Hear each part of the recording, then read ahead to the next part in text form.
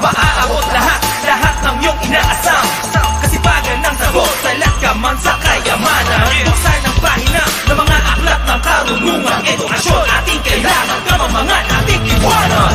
Please! Ating lilipalin, ating papawin, ating tanawin. Bagong panasa ay muling tatanawin. Kinabukasan pagbibayin.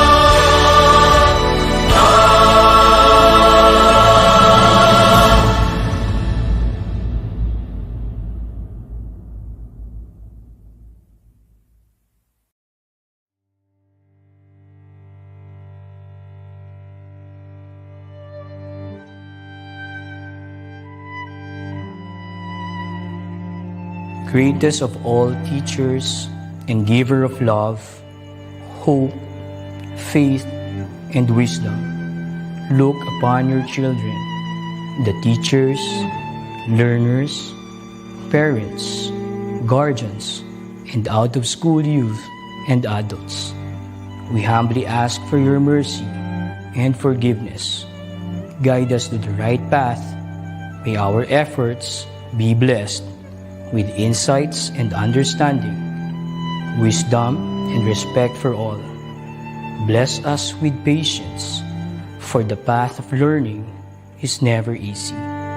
Bless our commitment to keep on learning new knowledge and experiences. Let your light shine upon us as we make our world a better place to live in. Amen.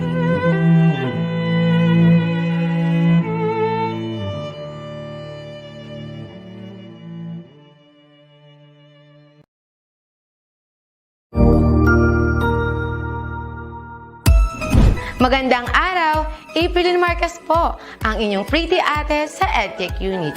Alam ba ninyo na may webinar o online training session ng EdTech Unit tuwing Sabado? Ang araw na ito ay nakalaan para sa ating mga mahal na kaguruan upang turuan sila ng mga bagong kaalaman at kakayahan sa paggamit ng mga bagong software at applications para sa pinaka-epektibong paraan at lubos mapagpusay ang kanilang paraan ng pagtuturo. This is also a refresher session for our beloved teachers to enhance their skills in technology.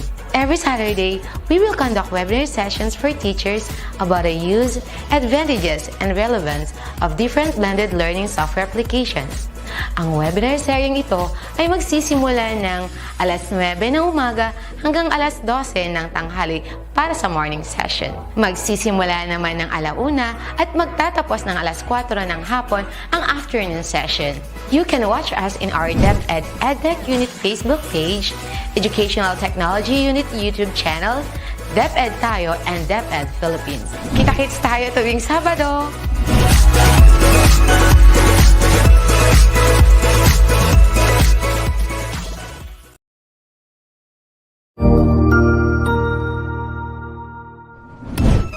Cognizant to the needs of our learners, parents, and teachers, the Department of Education provided us with powerful tools for productivity that will allow us to foster critical thinking skills, problem-solving skills, communication and collaboration skills to be compassionate, responsible global citizens. Join us and discover new ideas in our series of professional development training program with the ICTS-EdTech Unit and Microsoft Education Philippines. Together, we will equip our learners and empower our fellow educators for a dynamic future. Para sa bata, para sa bayan, at para sa guro. Sulong Edukalidad.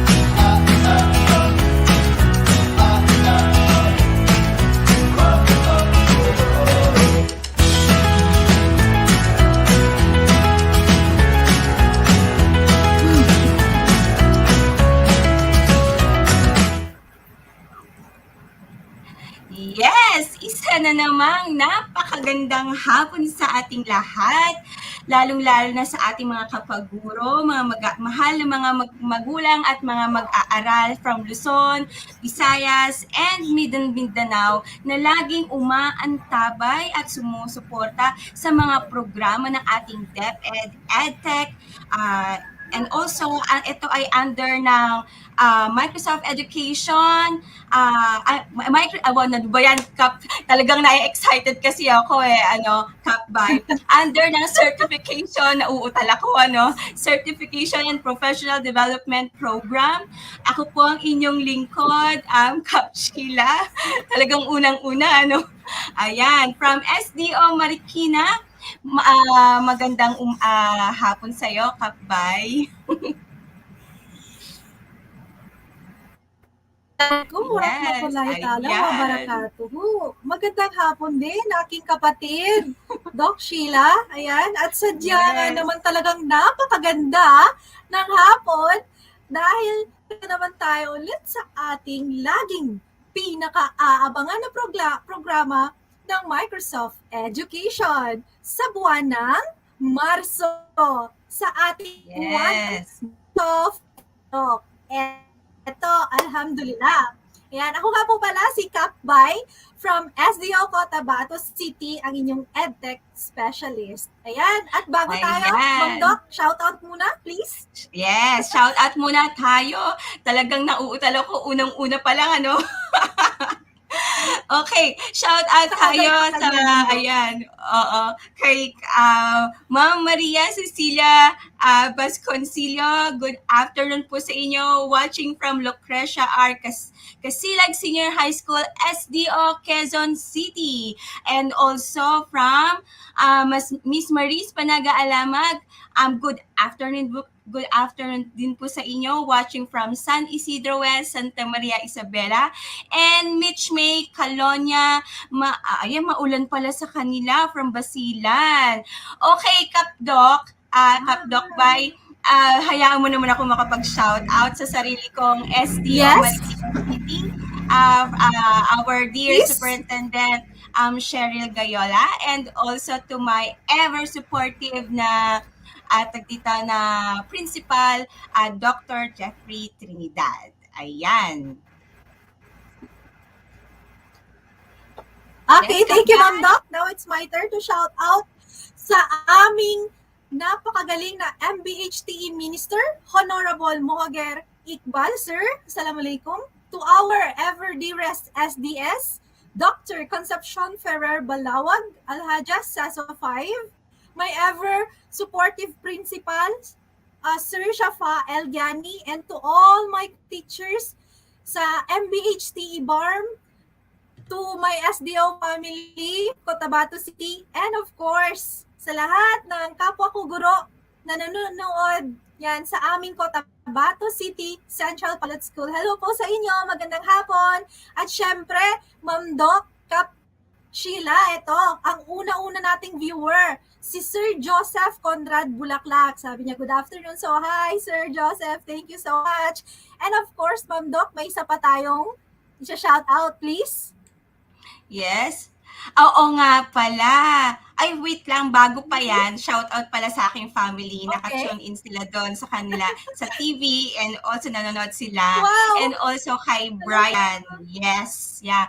And also to yung isa natin, di ba, na talaga namang napakasipag, no? Siya ay nakaantabay sa social media. Kap Charles, saludo ako sa iyo, idolo ng Digos City. Ayan. And also to our team leader, Kap Madge. Ayan. Hi, Sir Kap. Doc Sheila, alam mo ba na ang ating programa ngayon ay nakikisa sa pagdiring ng buwan na kababaihan? Yes, tama Kapbay. Yes. At bilang pagdiriwang ng buwan ng mga kababaihan, itong ating programa na pinamagatang Women Empowerment in Educational Technology ay para sa ating mga kaguruan sa publiko at pribadong paaralan at para rin sa ating mga mag-aaral. Tama, Ma'am Doc, dahil dito sa ating DepEd, walang batang mapag-iwanan. Kaya, ang ating programa ay naglalayong maka-inspire at ma-inspire ang ating mga mag-course at yung mga kapwa nating kaguruan sa paggamit ng teknolohiya, lalong-lalo na ang teknolohiyang hatid sa atin ng Microsoft. Ayan, sa bawat session na ating matutunghayan ay magsisilbing inspirasyon dahil masasaksihan at matutunghayan din natin ang mga napakahalagang kontribusyon ng mga kababaihan sa ating lipunan. Okay. And also, Kabay, yes, excited din ako kasi alam mo ba na meron tayong makakasama ngayon na expert din talaga sila, mga MIEE sila, mga MEA, na kung saan sila ay mag-share naman sa atin ng kanilang expertise pagdating sa paggawa ng digital storytelling gamit ang Microsoft Way. Ayan.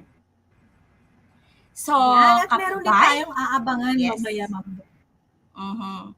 Tsaka meron pang isa, Kapbay, di ba? Go. Ano mga ba yung aabangan ng ating mga dear fellow teachers and students and also parents? Yung, ano nga yung Kapbay? Unhidden features ng Ating Ma'am Doc, parang may bagong feature. PowerPoint. Very yes, good. yung sa Ayan. PowerPoint. So, dahil dyan, Ma'am Doc, simulan na natin. Okay, so bago excited na natin kasi ako. simulan, yes, Ayan. So, before... bago natin simulan, let's hear muna from our guest speaker for today. Nandito ang ating director. Wait lang. Ayan.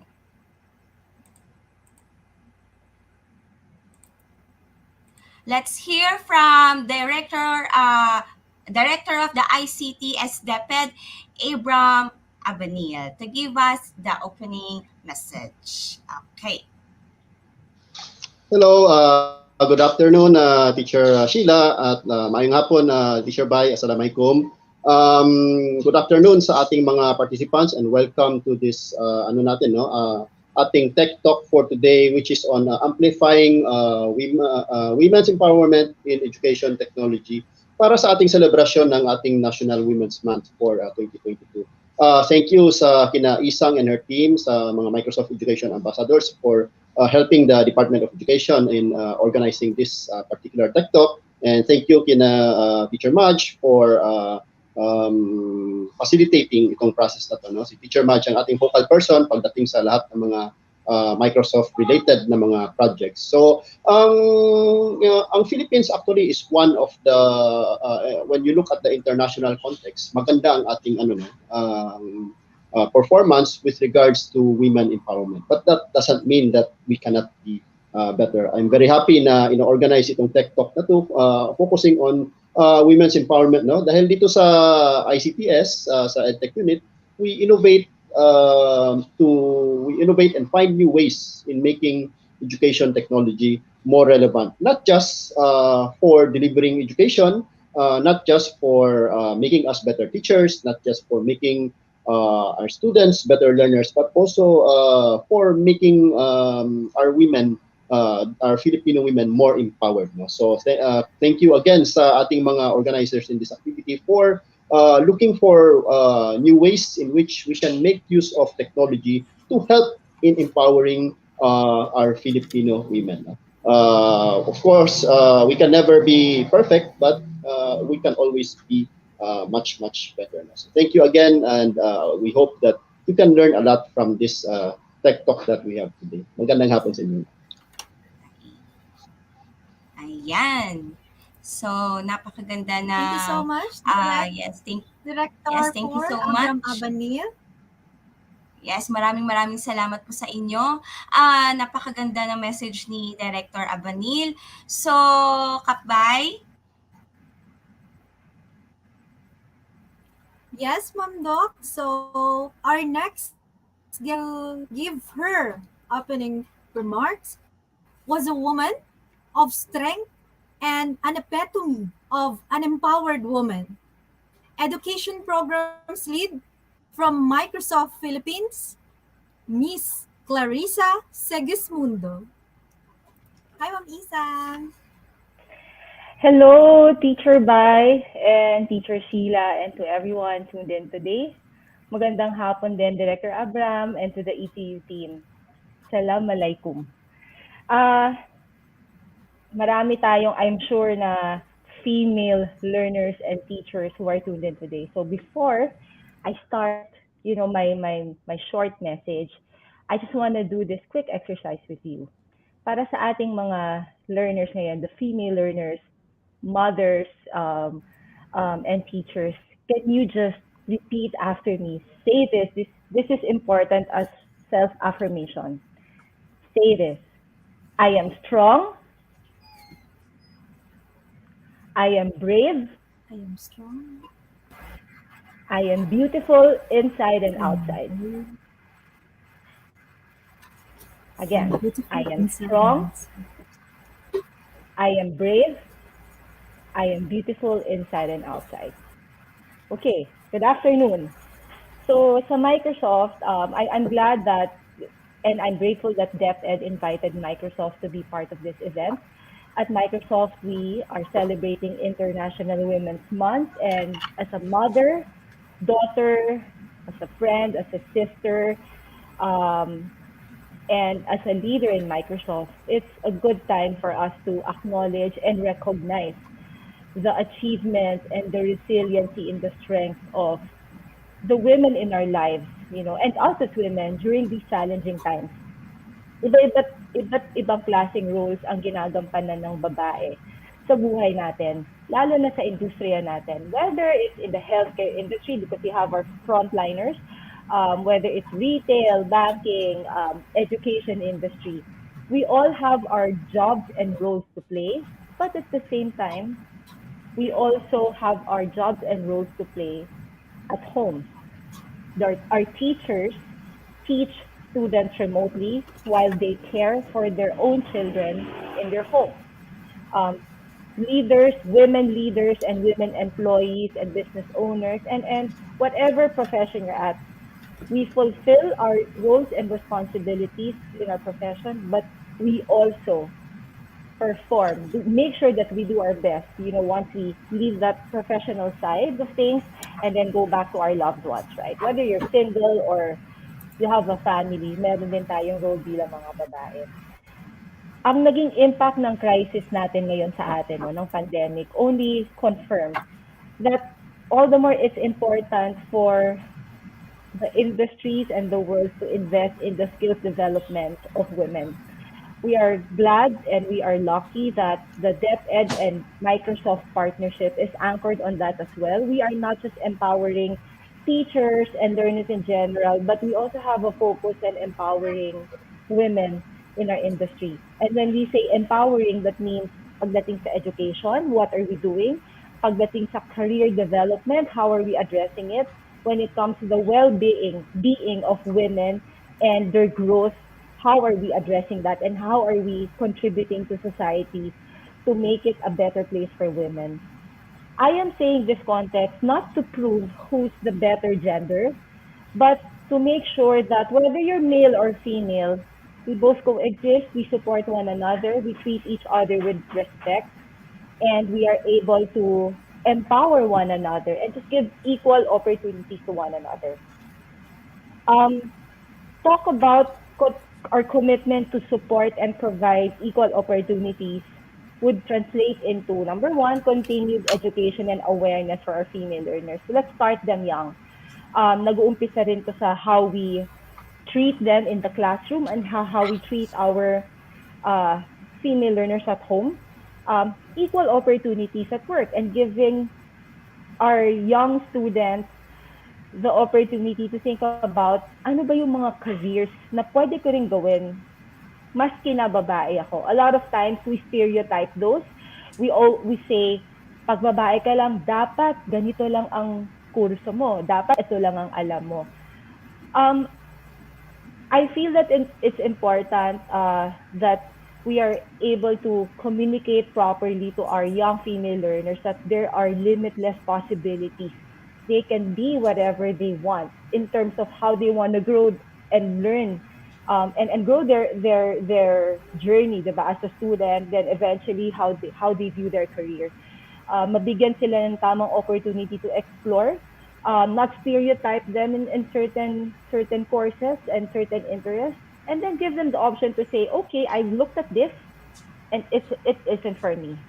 I've looked at technology. I want to be an engineer. I want to be an astronaut, or I want to be a data scientist, because after all, hindi lang pala lalaki ang pwedeng mag-explore ng courses and career in technology. These are the kinds of opportunities and waking moments that we want to promote to all our female learners. And lastly is promoting a culture of inclusivity, and that shows in our behavior, in our tone, in the programs that we create, and the opportunities that we give to everyone, regardless of their gender. This doesn't happen overnight. Lahat ng programa na ginagawa ng Microsoft in partnership with DepEd are done with consistency and in partnership with the different offices within DepEd. And this will not be possible without the support and without the plans and action of the people that we talk to every day in DepEd. One of that is this, the Saturday habit or the venue and the platform that DepEd-EdTech unit is creating for every teacher, every learner, every parent in DepEd to learn from. So maraming salamat ulit DepEd at maraming salamat sa lahat ng sumusuporta sa empowerment programs natin para sa community ng DepEd. Good afternoon everybody and happy International Women's Month.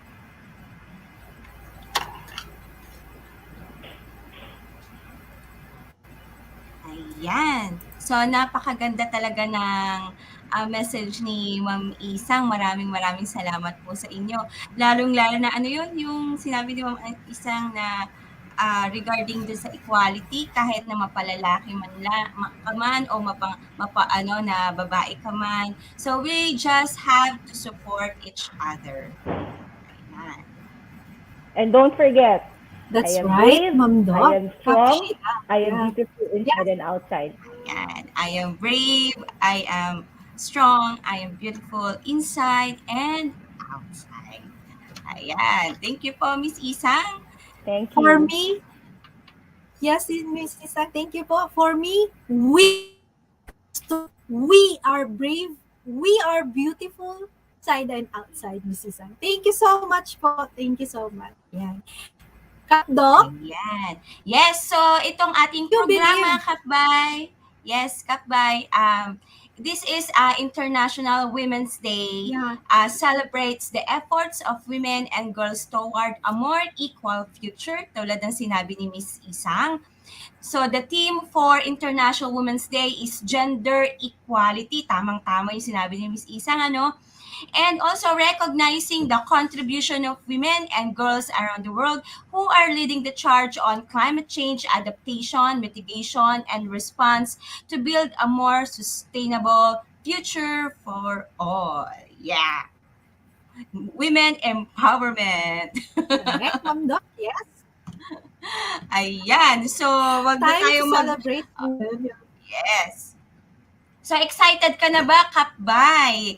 Para simulan natin yung ating session. Yes, Ma'am Doc. Kap Sheila. So, yung ating First speaker, Ma'am unang-unang... Doc Sheila. Yes, yung ating unang-unang speaker for today. Okay. So, she's a strategic leader for the Assure business. Let me read first.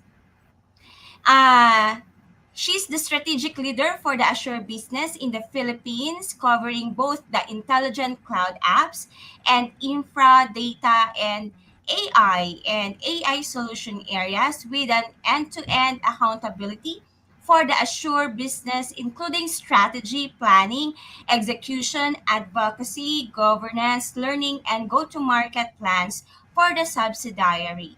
She has been in the telco or IT industry for 13 years and led a team that manages or handled conglomerates and gaming companies and had been an advocate of cloud and digital transformation. So let's have Miss Anne Garcia who's going to share with us Tech Startup for Youth. So this is for showcasing women technopreneur that serves as an inspiration for our. Okay. Hi, good afternoon, everyone. Yes. Hello, Miss Anne. Yeah, hello, good afternoon. Let me share my screen. Okay. Yes, Miss Anne, please. There.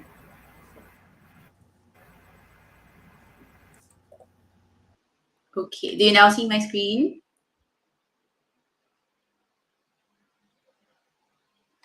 Can you hear me, guys? Hello. Yes po. Okay po. Audible and visible po. All right. So hello, everyone. I'm Anne Garcia. I'm the Azure Business Group Lead at Microsoft Philippines. So I'm so excited and grateful to be here. I once actually dreamt of having the chance to inspire others, especially the kids, because I was once one. God has given me the opportunity for this opportunity and hopefully a bigger audience to inspire. And so thank you again, DepEd, for having me. Okay, let's start off. Okay. In your early years, and probably now, you've probably been asked, what do you want to be when you grow up? And most likely, you know what you want to be when you grow up based on a different influences like your own goal, your purpose, and what you see in the environment. So let's make this an interactive conversation. I'd like you to provide the answer to the question, what do you want to be when you grow up?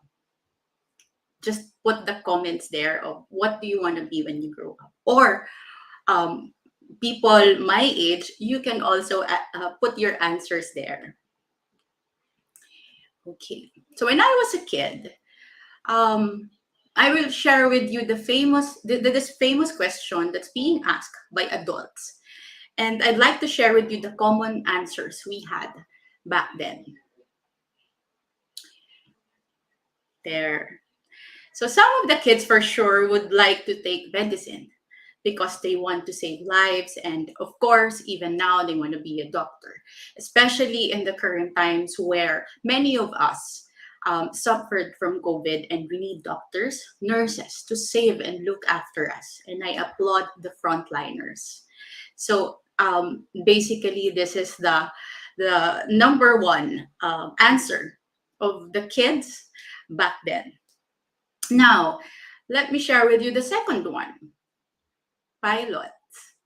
So growing up, you always see airplanes, and our parents would always point in the sky for us to look up and see the planes.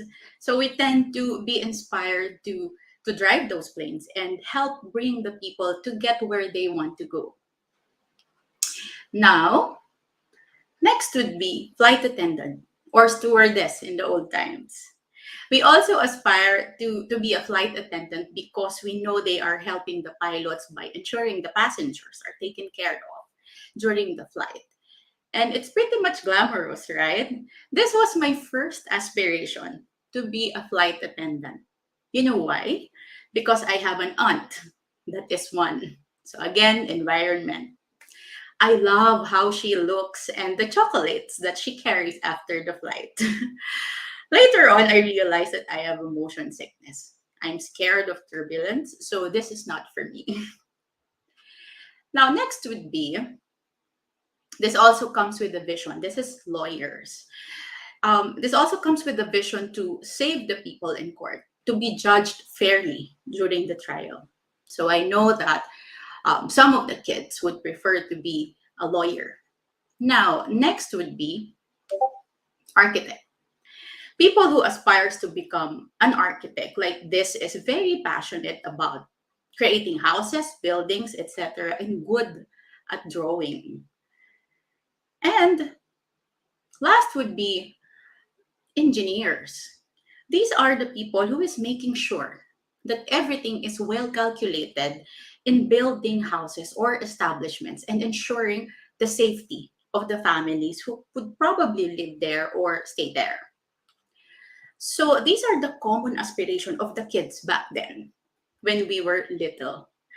So as you can see, you will rarely find people that aspires to be in the IT industry or being an IT engineer. So why am I in the tech industry, and when I'm not even an IT engineer? What do I love about it? Let me walk you through where I started to become a technology enthusiast. Just to share with you, I have two siblings and I came from a broken family. This is me in grade 6. I belong to section 1, but I don't have honors, nor I am a valedictorian, obviously. I was just an average student. My goal at this rate is just to finish grade school or elementary and move on to the next. Nothing more and nothing less. Now, high school graduation. This is me graduating from high school with, again, no honors. What I know is I love to read inspirational books, especially before going to sleep. And I have a dictionary beside me just in case there's a word that I'm not familiar with. Learning new things inspires me. I love actually watching the Senate hearing and the sci-fi movies when I was in high school. This was the time where I am most confused of which course to take in college. So let me move on there. This is me graduating from college. What do you think is my course? Put it in the comment section. Okay. So my course is business management. For me, the safest course at the time because I haven't decided on what I really want to be. But there's one thing I'm sure about. I love Star Wars. Who wouldn't be? So there. Can you guess who is the character I'm trying to portray there? But do you know why I love Star Wars? Since I was a kid, we would spend hours watching Star Wars movies in VHS tapes. I was fascinated about the technology, the robots R2D2 and 3PO, the lightsaber, the spaceships, and how advanced their system is. And I guess this is where I started to embrace technology. I started working in an ISP company after graduation, then telecommunication company, telco. Let me show you where my career in technology had begun.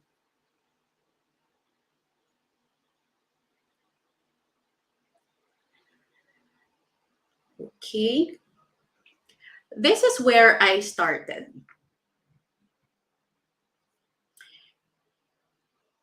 I was a salesperson in my previous company, and I used to sell internet connectivity way back, I think, 2007.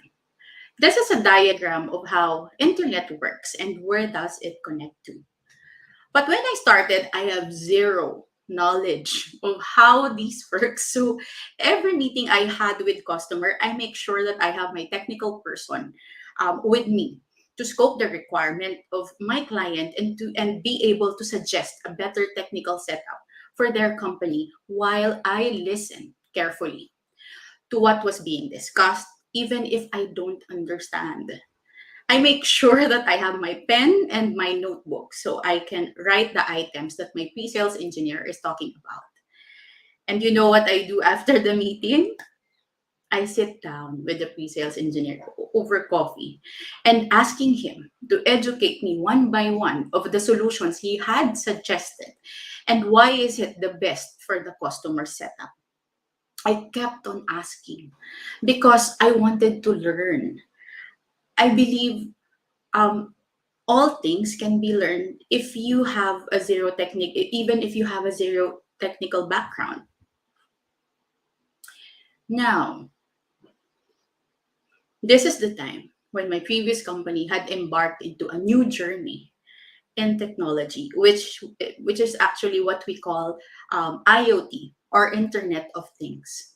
At this point, I am in the stage where I already understood how different technologies can help in automating the operation of our customers so they can focus more on other important matters of the business. This is where I found my purpose.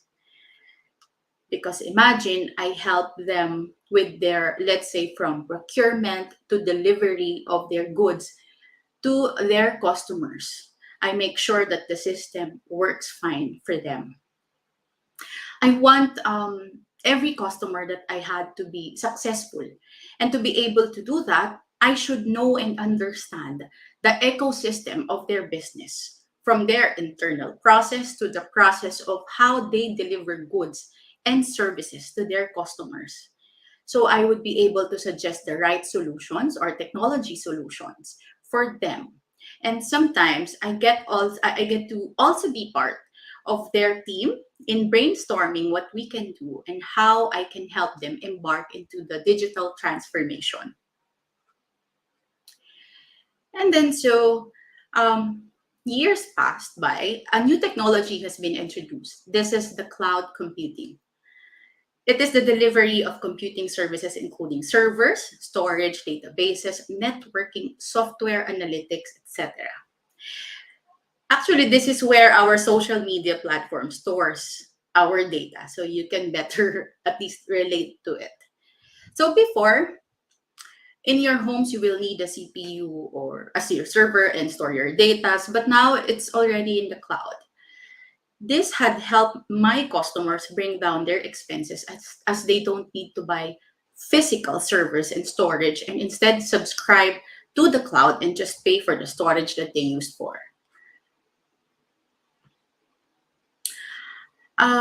Also, another solution that I got interested in is cybersecurity.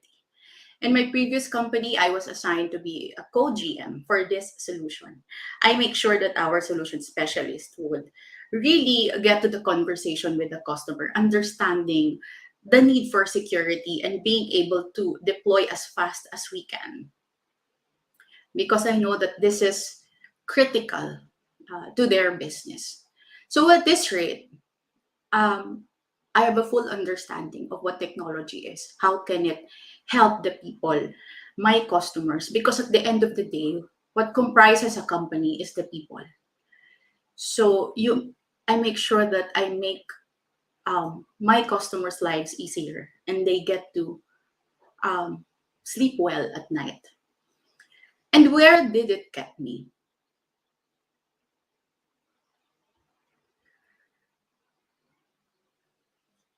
These are some of the awards I have gotten in my career, from a zero technical average student to loving the technology, being curious about it, having a day one mindset, and my willingness to learn. So imagine, even if you are an average student, you don't have honors or what have you, you still can do it. Just be curious, keep on asking, and you will learn, because everything can be learned. But was it all fun and glamour? Was it easy?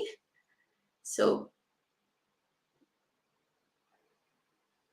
I'd like to share with you the journey that no one knew about. Actually, this is my journey, the road that I took before getting where I am today. Challenges. I've had so much of this. Challenges are inevitable. I guess every person who is starting from zero background will go through this. There are many bumps along the way, and expect that maybe you will have the same. But the challenges turned out to be a blessing. Why? Because tough times unveil your potential and willpower. It will stimulate growth and self development. Once we overcome these challenges, it will teach us to become braver, more resilient, and it will also bring forth a sense of confidence. Failure. Like challenges, I've had a fair share of failures. You will also have failures or mistakes along the way. Failure will force you to take two paths, because you will get dismayed and probably frustrated. And it's normal. Either actually you give up, or you will try again and explore other ways to get things done. Failure will bring you learnings. Okay, learnings. What's good with failing? You will get to learn from your mistakes. You will learn to get rid of fear, because you knew how to fail and you know what to do next. Failure will teach and give us a sense of direction. I have experienced that in my career. I chose to stay and try again and be better next time, because it doesn't just involve me, but my customers too. I need to be better. I need to explore other options so I can provide better solutions to address their operational pain points. Now, hardships. I also have experienced hardships. I have cried a lot in my 14 years of tech experience. I got disappointed, frustrated, stressed, especially when I am working on a project that is very critical to my customer, that makes me sacrifice some personal important stuff at home. Things happen, but you know what's good about hardship?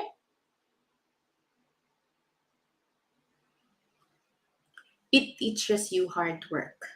It shapes who we are and who we will become. Through hard work, I gain experience. It helps us discover new things. Experience enables us to think smartly, to solve critical problems, and achieve. Achieve what? Achieve success. So that is the journey I had to take. And I guess no one is exempted from that journey when you are at the starting point.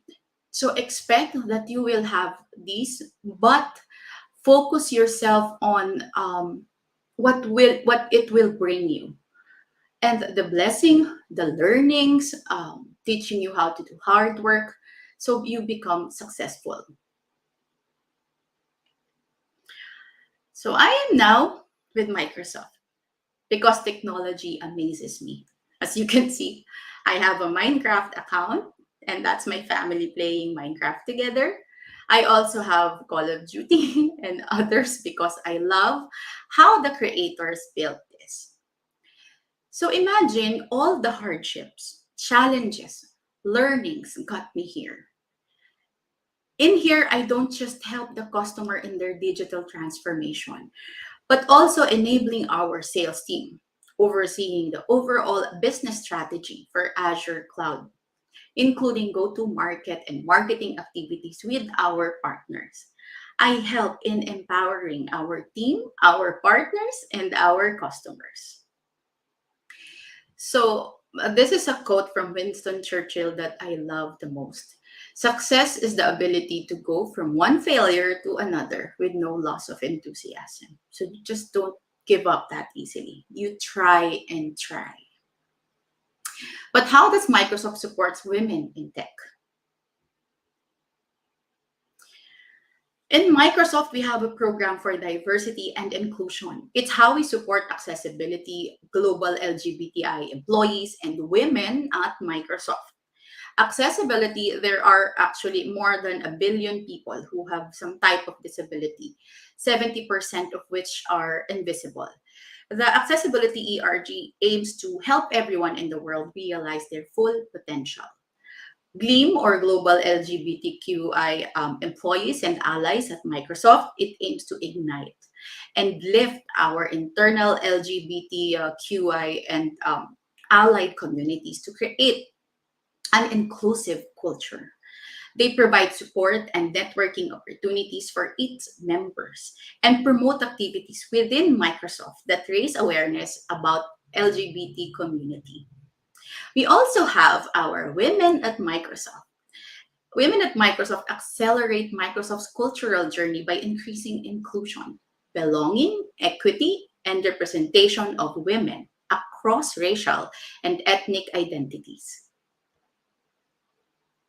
This is our North Star and two main things we want to do this year. Number one, we want to create the culture and mindset of diversity and inclusion in Microsoft Philippines. And number two, we want to enable diverse groups and organizations through technology to positively impact the greater Philippine society. I'd like to end my presentation with sharing with you our vision in Microsoft. All genders thrive equally at Microsoft. Thank you, everyone, and have a great day ahead.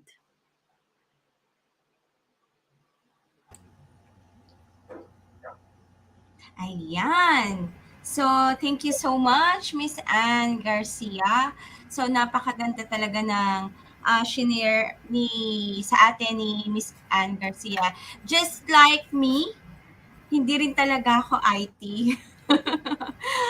Business ad graduate ako, Kapbay and Miss Anne. Ah, How about, so it doesn't stop you Yes. from going into yeah. technology. Talagang yung Nothing love will mo. stop us. Yes, pero talaga before, gusto ko rin talaga na maging IT talaga yung parang analyst ka or programmer ka. Pero so, nung time kasi natin na yun, hindi pa talaga kakaumpisa pa lang yung mga ganong kurso. So, pero yung love mo sa technology, yun yung nagda-drive sa'yo. At hindi lang dahil sa tayo ay babae, na babae lang, na syempre, dito may kakayahan din tayo na talagang yung skills natin and creativity ay talagang naipapakita natin by means of technology. Yeah, you have to have that purpose on why you're doing things and why you want to learn things. Yes. Thank you po, Miss Anne. Thank Yes. you, everyone. Thank you po. And also to O nga pala, para ano natin, no, i-award natin yung ating certificate kay Miss Anne. Ayan, wait Yes, lang. Ma'am Doc, please.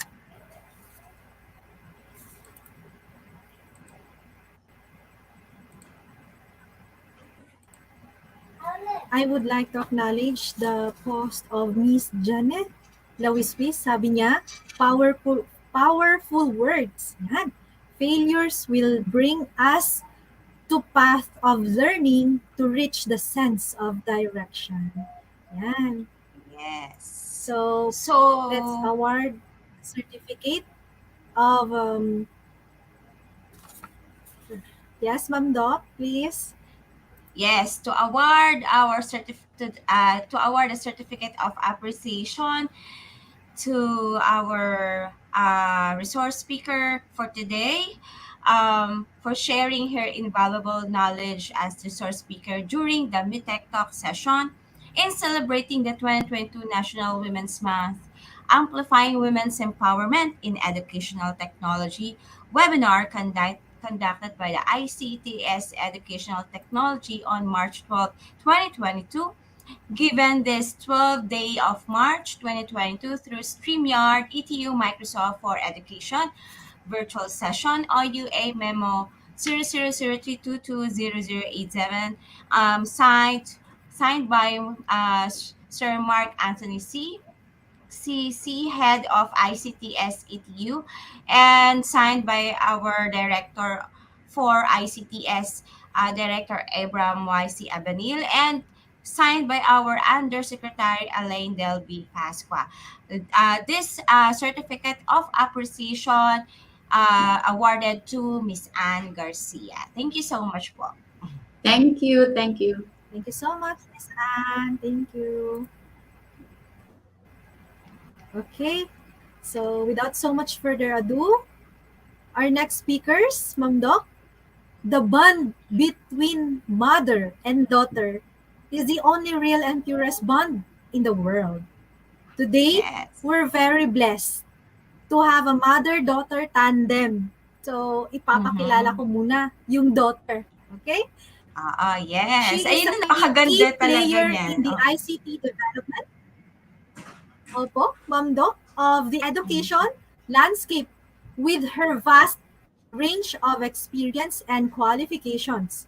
She is one of the country's Microsoft certified trainer, ambassador, innovative educator expert, certified educator, Microsoft Office specialist, and certified in Azure Fundamentals and Azure AI.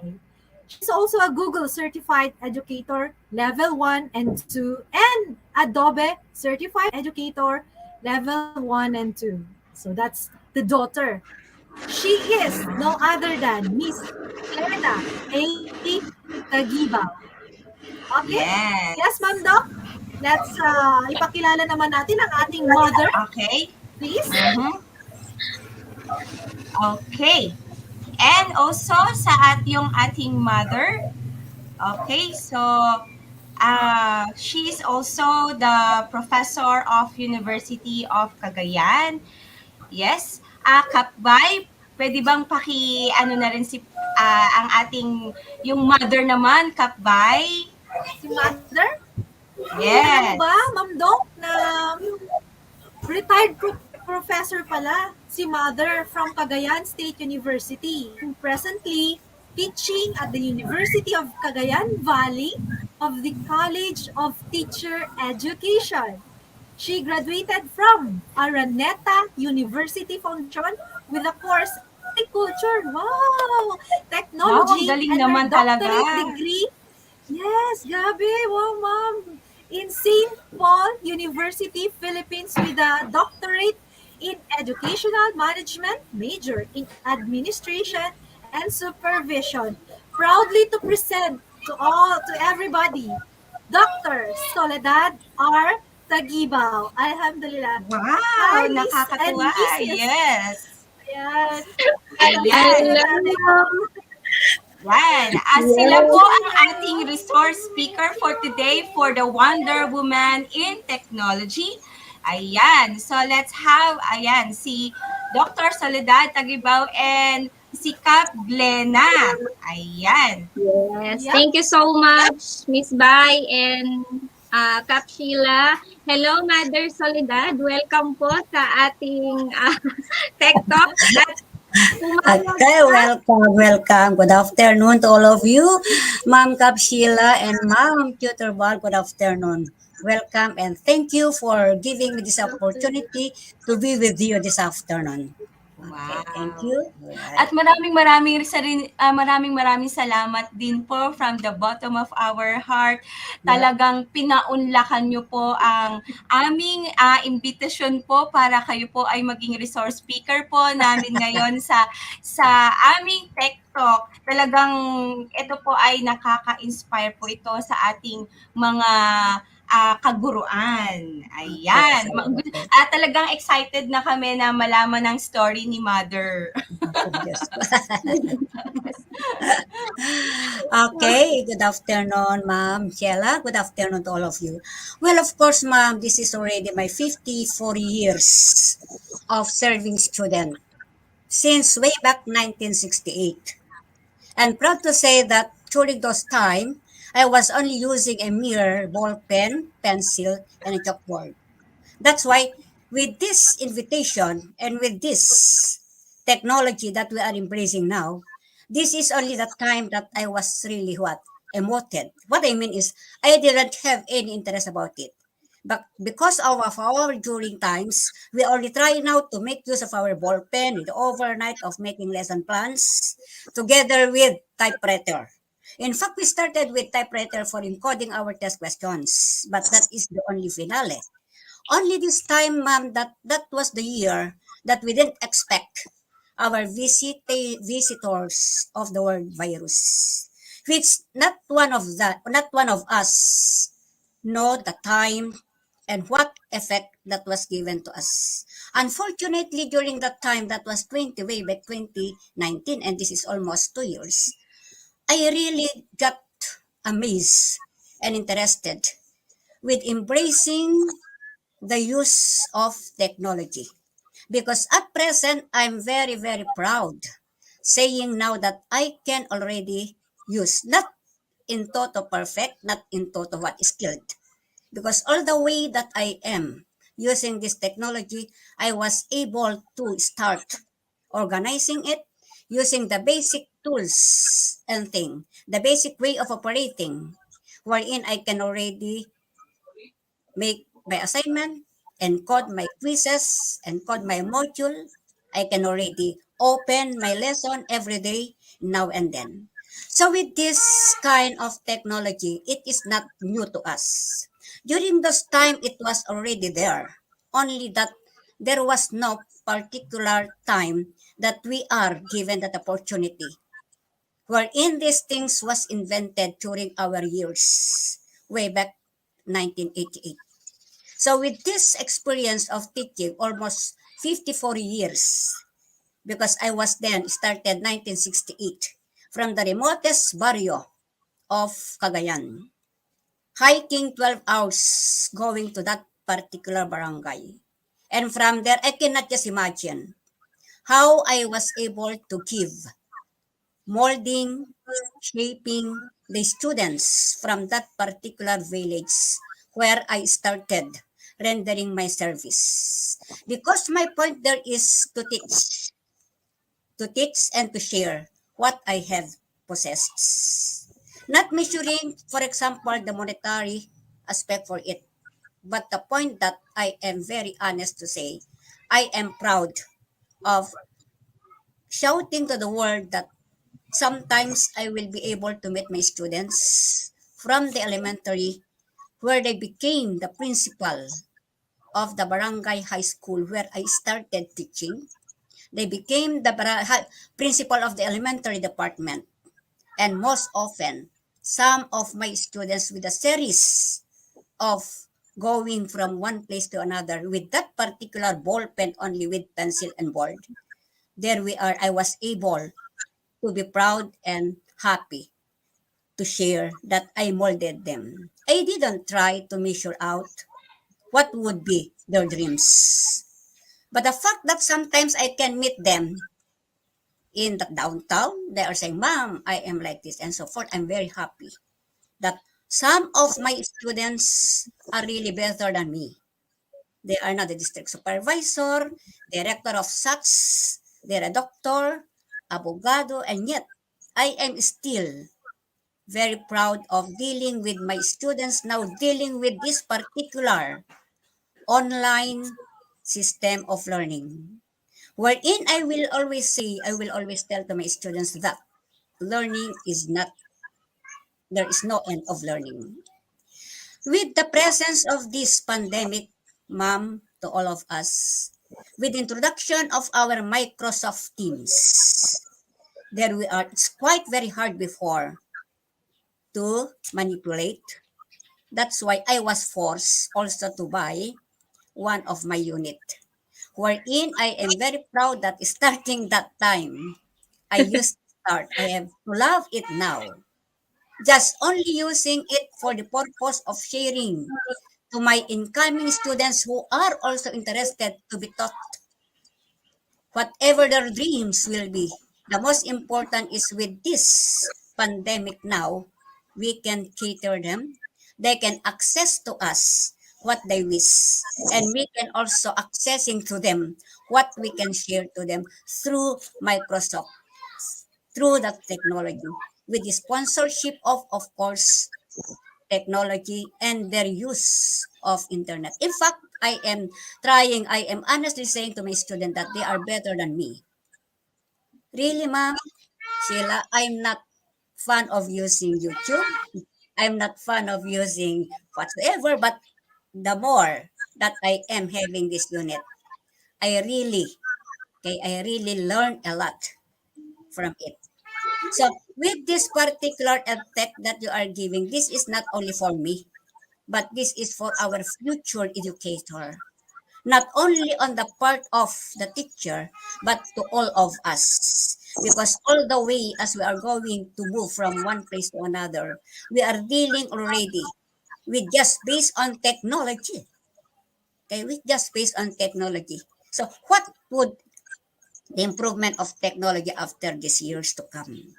So we are not wasting our time with this kind of technology. The more we are improving, because later on it will really serve us, okay, to become more progress in our daily life. Okay? So, yun po ang talagang hindi ko inaasahan na ako ay, well, I'm not saying I'm not expert, but I have learned a lot with the use of technology.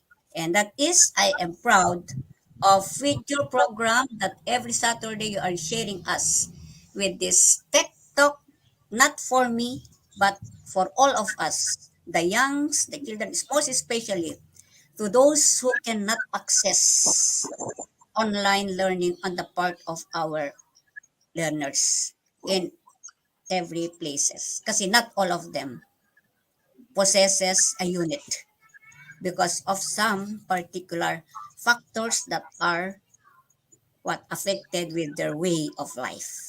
Okay. So, yun po ang masasabi ko, Ma'am Sheila and Ma'am Kapbal. Okay. Maraming salamat sa iyong pagbibigay doon sa akin na nakikipag-ugnay sa ating technology. Okay. Ayan. Thank you, Ma. Alam niyo po talaga, sobrang nakaka-inspire po talaga yung story ni Mama. And kahit ako, alam kong ako yung pinaka-expert kasi dito sa bahay. So, alam niyo na talaga na ma-overwhelm po talaga ako. But still, at her age, talaga sobrang na-inspire din ako kasi talaga nung nagka-pandemic, kung i-share ko, ewan ko, meron ata akong picture dito ng kwan. Hindi ko kasi na nado-document lahat, pero nakikita ko talaga kasi yung struggle niya before. And at the same time, syempre, since ako yung pinaka expert dito sa bahay when it comes to educational technology. So ako talaga ako yung talagang nag-push sa kanya kung talagang gusto niya kasi talagang magturo eh. So, good thing naman, in-embrace naman ni mama yung changes kasi talagang sinabi ko kasi sa kanya na matagal pa tayong babalik sa dati kasi alam ko with the years of teaching ni mama, sanay na sanay siya magturo kung paano yung way of teaching niya before. And kung paano ba na-change yung life ni mama ngayon. Actually, bago-bago lang man no, na natuto ka mag-computer. Paano ba ma? How technology changed your life as a teacher? Wow, of course, that the word technology, well, we are going to use our five senses. Okay. We are not going to focus on to only one, not only the word knowing. But the fact that in that computer, well, especially in the clicking of this letter, it takes time for me to learn. But however, I now at present I can already use, before it was only dalawang finger. Ngayon I can already increase it with four, okay, three and four. So probably by continuous using it, I will be able to master using the five fingers for it because this is really necessary to it. That's why yung technology diyan talagang malaking pinagbagong binigay sa akin. Okay. As I was telling before, I did not have any, kahit isang letra man lang na mag-motivate sa akin tungkol sa salitang what technology. But since this is the way now where we have to render service to our learner, I really did my best to what to appreciate. And it takes really a very, very vast change in my life with the use of technology. Okay? So talagang malaking matutulong sa akin ng ating computer ngayon, okay? With especially the Microsoft Teams. Yes. And syempre talagang with technology, ayan, at least sa akin natulungan ko si mama when it comes to her teaching. Hindi man ganun kabilis kasi syempre alam naman natin na it takes time for her to learn the new tools na pwede niyang ibigay sa klase, but then nakikita ko talaga na nandun pa rin yung passion niya in teaching and at the same time natututo pa rin siya. So, ma, how have you integrated tech in your lessons? Ano ba yung mga ginamit mo na dati? Okay, ang mga ginamit ko noon, of course, Manila paper. I just print it out with a Manila paper with my graphic organizer. But now, since this technology is trying to come to be improved, I really want also now how to show up using that overhead projector. But since with this, I am starting just giving them a hint of trying to give them topic that is to be shown in that Microsoft. But from there is, I just want now to dream that someday, somehow, for the nearest time possible, is I want them also to be able to well viewed how technology will really try to change them, especially in their learning process. Not only referring to the teacher education student, but also to all of our students, because not only teacher education that I am trying now to what shape. Okay? In all the degrees of University of Cagayan Valley, pumapasa sa akin yung mga hindi teacher education. Kaya I want them also to learn this such, even if this will not be there in line of expertise. Like for example, ICT. Though they will be probably a criminologist, at least they will learn and I can share them. Okay, I can share them how I'm going now to start shaping them, introducing them how to learn with the use of technology. Yes. O, di ba? Nakaka-inspire po talaga si Mama. And ito po, yung isang video nung first time namin na nagtuturo kasi sobrang na-overwhelm ako kasi di ba? Ito yung first time na kailangan niyang tapusin yung buong Module. module for the semester. And sabi ko, Ma, para hindi ka kasi sabi niya nga kanina, 2 kamay lang siya nag-e-encode. Paano pa kami matatapos? So, inintroduce ko sa kanya yung feature dito sa Microsoft Word wherein yung nag-dictate siya dito. So, eto, para at least makita nyo. Since may internet naman kami sa bahay, so sa Microsoft Word kasi meron dictation doon at mga English naman yung mga nasa modules niya. So, konting edit na lang ako kasi syempre, kung paano yung pag-next niya, at least mabilis na. Person marked with letters. Hyphen. That is identified by letters and it carried with it the idea that such a person was cultured. How do you feel noon dito, Ma? Na-excite ka ba? Natuwa ka ba dito? I was already excited because I can already encode one page of it. Until such time that I will not stop unless I will have to finish overnight. So when I was able to finish 2 or 3 pages one night, I'm already inspired for it. Though as my granddaughter will always say that kailangan matuto. So I put it in my mind na talagang gusto kong masiayos yung gawin ko. So that I will not always depend on them because I can also do with their, of course, their support. Not only my daughter-in-law, but sometimes the time that I really got confused in the shutting down of my computer, I used to call my grandchildren and they will be the one to teach me how to do this one. And sometimes my grandchildren will have to scold me.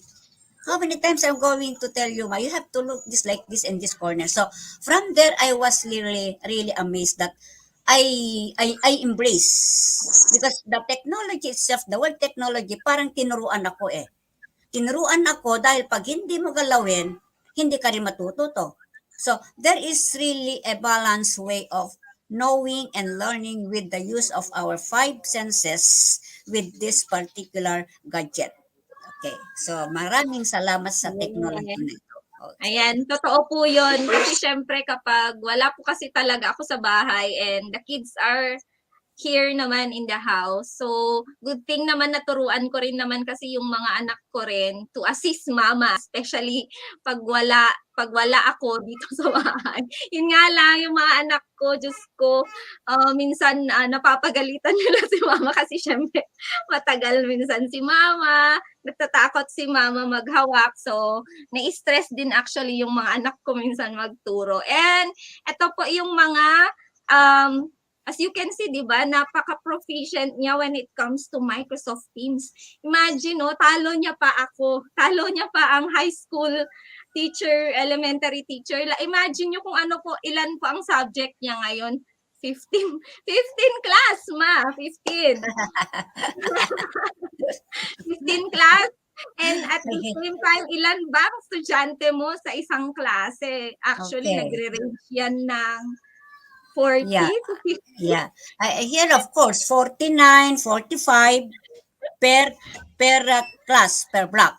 And from that class, I used to give them, I encode one type of quiz and one type of assignment. So can just imagine now, with this number of students and number of teams, I have to go over with checking again their answers 2 days or 3 days after the due date. Yan.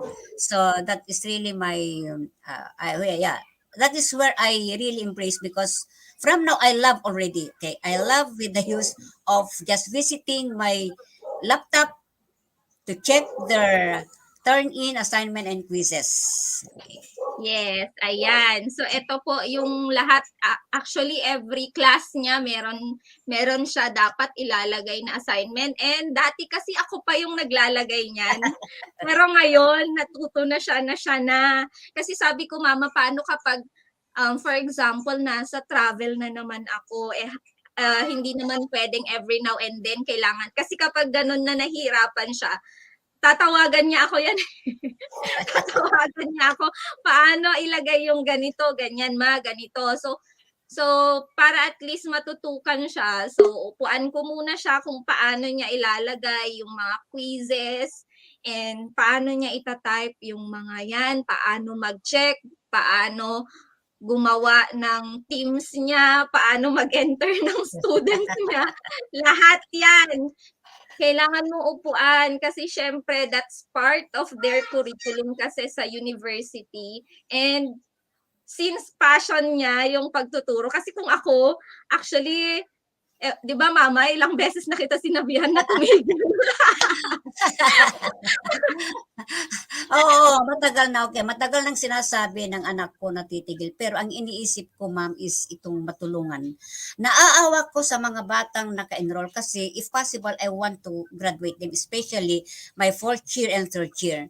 Now, with their interest also in attending my class, kasi all of them are attending, no? Kung pwede pa sana, ayaw nilang titigil sa 1 hour in every 1.5 hour.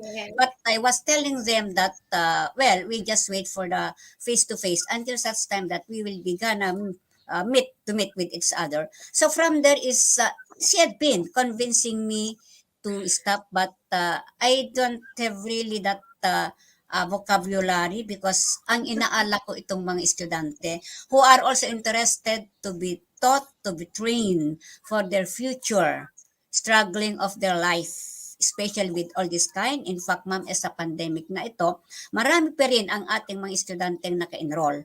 At awang-awa ako sa kanila kung ititigil ko. At in fact, they are also interested to me. And this is my also feeling that as long as the university will still give me the chance to accept, well, with my help, with our guidance, okay, our Lord is giving us all the opportunity to embrace all these things. I do hope that I will just continue. Kaya kapag minsan pag sinasabi ni Glenna, makukuha ka pa uli, I'll just keep silence. So, probably maintindihan that silence means yes. Silence means either yes or no. Oo, kasi syempre at her age din kasi inisip ko rin naman na sobrang rapid kasi ng changes natin when it comes to education. And yun nga, hindi ko kasi alam kung paano niya mamaya mabibigyan ng hustisya yung pagtuturo niya with the present technologies that we have now. Kung every now and, lalo na ako, since yun nga, every now and then may mga travel, so ang ginagawa ko na lang, actually meron naka-login po talaga yung account niya dito sa laptop ko, and every Sunday ako na ang nagma-manage yan ng mag-submit ng attendance niya sa school, i-check ko kung kumusta yung teams niya. Kasi ang daming tanong ng mga estudyante niya, so usually ako rin minsan yung sumasagot. And yun nga, give and take relationship lang naman yan sa bahay. So kahit andito ako na expert sa bahay when it comes to technology, may mga sacrifices din talaga akong binibigay when it comes to our family. And andun din naman si mama na at least napaka-supportive pa rin naman niya sa akin, sa amin, sa family. At yun na lang iniisip ko, kaya kailangan suportahan ko pa rin siya. Kasi gusto pa rin niya kasing matuto.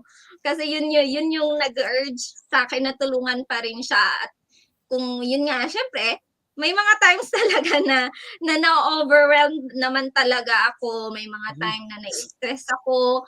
Kaya minsan, si mama na-stress din siya sa akin kapag hindi niya natututunan yung tinuturo ko actually sa kanya. But eventually talaga sinusubukan niya pa rin gawin yung mga tinuturo ko sa kanya kasi yun yung need sa classes niya. So, ano pa ba yung mga challenges na na-encounter mo dito sa paradigm shift ng teachers? Okay, right. Marami yung mga challenges at kagaya sinabi mo kanina na it's really very hard that I cannot, at present, I cannot still decide what probable cause, probably the reason when I'm going to stop. Okay. But the way you are stating, well, of course, I do understand that there is always a conflict. A conflict that will arise between the duty of a parent versus the duty and the role of a teacher. And that teacher and parent ay iba yung role. Because teacher, may role siya pagtuturo. Parent, may role siya parang isang, okay, kasama sa isang bahay to go with, working with. So, whatever the unique specific role of each of the members of the family, talagang mahahati yon. So, in those particular portion of conflict, that is a part of a role. Okay, those are way of moving up, giving us a little bit of changing, especially in the budget, especially in the way you are going to implement, the way you are going to accept. Okay, so yung challenges na talagang na-encounter ko dito is time. Okay, time, as long as you are aware of that time, no problem, of the energy, because the energy natin, if you know how to take care, to measure out what possible unit of grams o kay energy to be to what to be given in this particular work, mababalanse natin yan. So, with these challenges na na-encounter ko dito is, these are all challenges that are going to strive me better off. Okay? Moving onward, that there is no yung parang walang I mean, I didn't have any negative of it.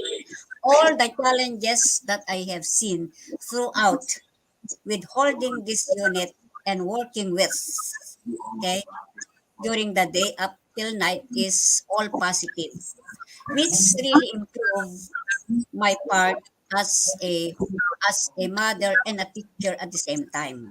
Okay, mother as a teacher and more on also servant, especially in the in the teaching learning process of our students. Okay, not only limited to this, lahat-lahat na sa lahat na itong encounter ko ay para sa mga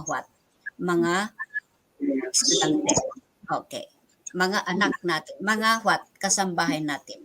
Okay, so this is for you, my dear student. Okay, what we are doing is for you, not for us, because we are trying now to share, to mold you, that with your own possess ability and goal in your life, you are guided with our pieces of advice, maski mahaluan kung minsan ng pagka stress namin, kung minsan, lalong-lalo kung meron kayong nagkukulang. Pero these are all sort of giving you a motivation. Okay? Motivation on your part, and leave it or take it. That is always my saying to my student, take it or leave it, my pieces of advice. Sabi ko sa kanila, I am your parent, I am your sister, whoever you will describe me, I'm still a part of molding you. So, yung mga maraming challenges, well, they are all maraming challenges. So, all these challenges man ay nagiging positive, that really drive me better working during the day. That really inspired me. And every time that I have to start, okay, doing my work early morning up to till night. Okay, so andyan pa rin yung, para sa akin walang pagod. Because nakikita ko itong mga accomplishment, pag nakita ko na accomplishment ng bagata, I am so happy with them. That's why I used to tell to my student na whatever the thing that you are going to give me, that is what I'm going to return it back to you. Okay. So yung pagko-compute ko yung grade ninyo, ibabalik ko sa iyo, pero balikan nyo naman ang aking hinihiling. That's why unfortunately, Ma'am Hill, my students, though, probably they are very hard of it. They will always tell me, Ma'am, pwede bang i-extend? Okay, giving them opportunity to fulfill. Kasi I do understand the plight of their life. We cannot see them in their own little room. Okay? So, with all these challenges, this is for them. And that served me a really way of giving more inspired in dealing with this technology.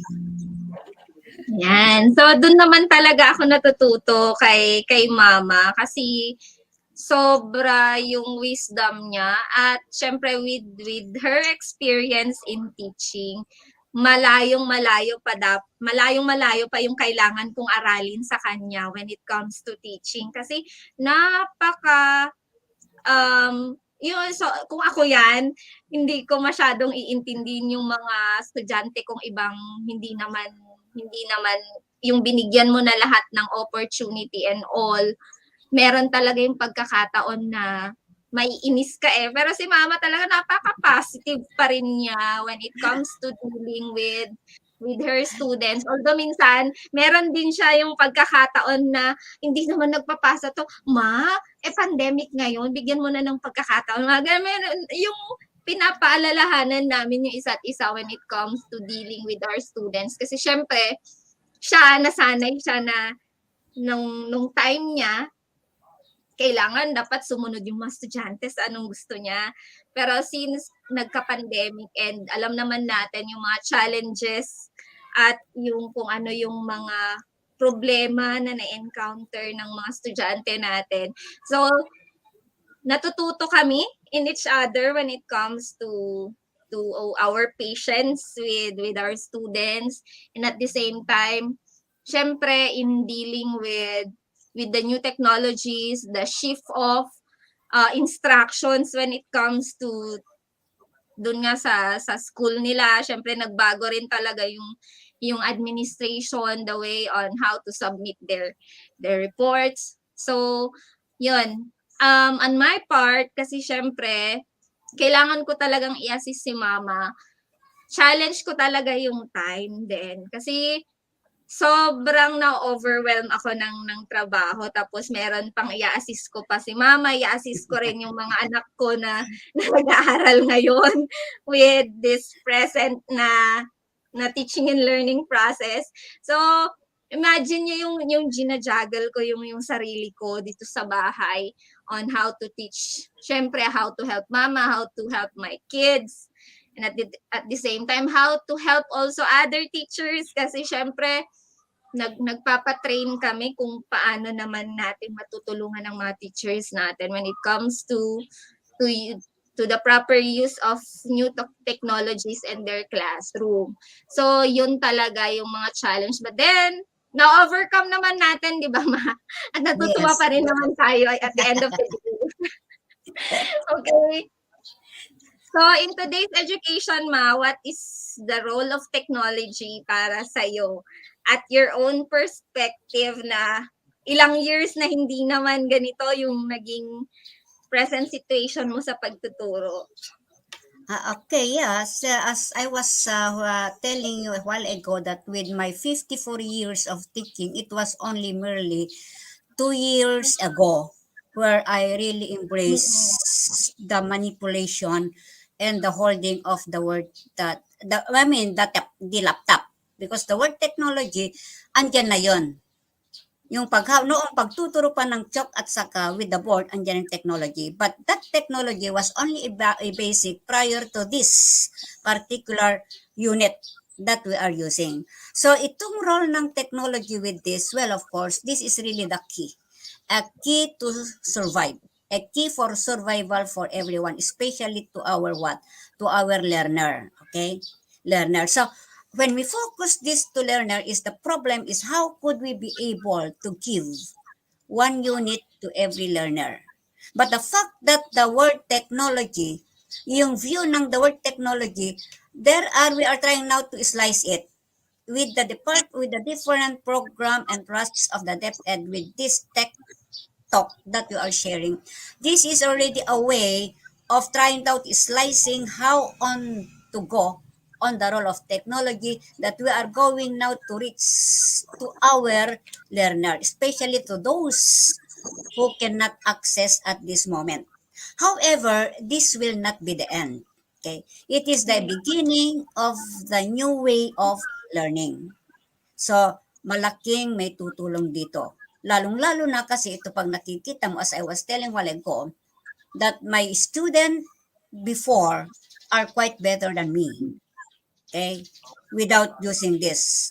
More especially now that they are involved with this. Okay? This is their tool already in implementing their designated job because I'm proud. Kaya yung pagod kanina na nagcha-challenge sa akin ay yung mga nakikita kong mga estudyante ko noon na sila ay director na, like director of civil service. She was my student sa laboratory, Cagayan State University.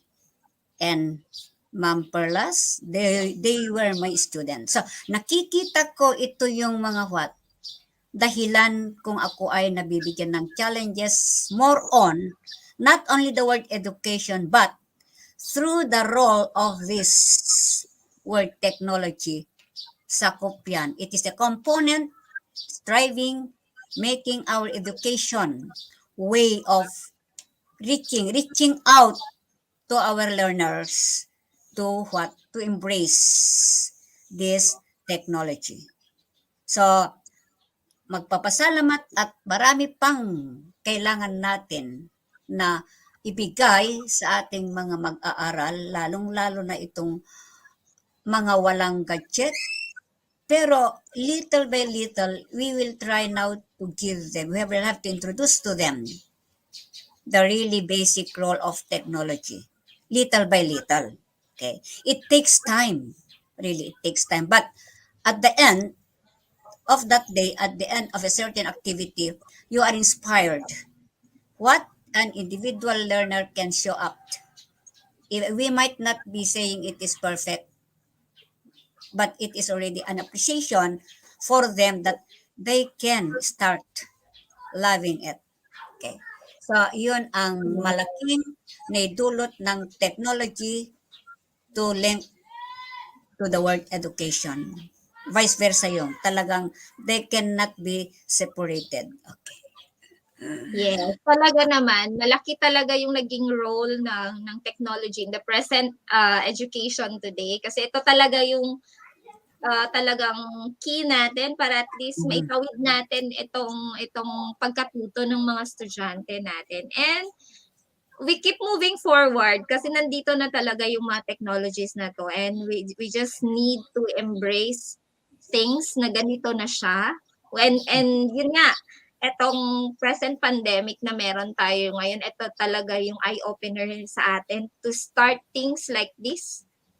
And at least kung magkakaroon man na sana hindi na, wala nang sumunod, prepared na tayo sa mga materials natin, and at the same time may tatawid pa rin natin yung pagkatuto ng mga estudyante natin. So, how do you see tech teachers supporting classroom technology integration? Yes, makikita naman natin ang dami. So, just like me, isa akong teacher din na nagtuturo, na nagsusupport sa classroom integration ng mga teachers. But then, ito nga, may mga implications kasi sa teaching and learning. So, for teachers and teaching, ito po yung masasabi ko. Yun nga, kailangan natin i-guide yung mga teachers on what they should teach that relates to ICT. Yun yung ginawa ko kay mama. And how to teach it. Kasi syempre, kung hindi rin niya kasi alam kung paano siya ituturo sa mga estudyante niya later. So, parang may kulang. Okay? Parang hindi kompleto. And ito yung pinaka-favorite namin ni Mama. Technology should never replace any human teacher. Actually talaga. Kasi kahit ilang pilit ko pang tinuturuan, gawa naman tayo ng PowerPoint presentation. No, I'm better with my PowerPoint presentation. Sabi niya, tuloy-tuloy pa rin siya nagtuturo. Sabi ko, sige, nayaan ko na lang for as long as she knows how to record yung kanyang mga session.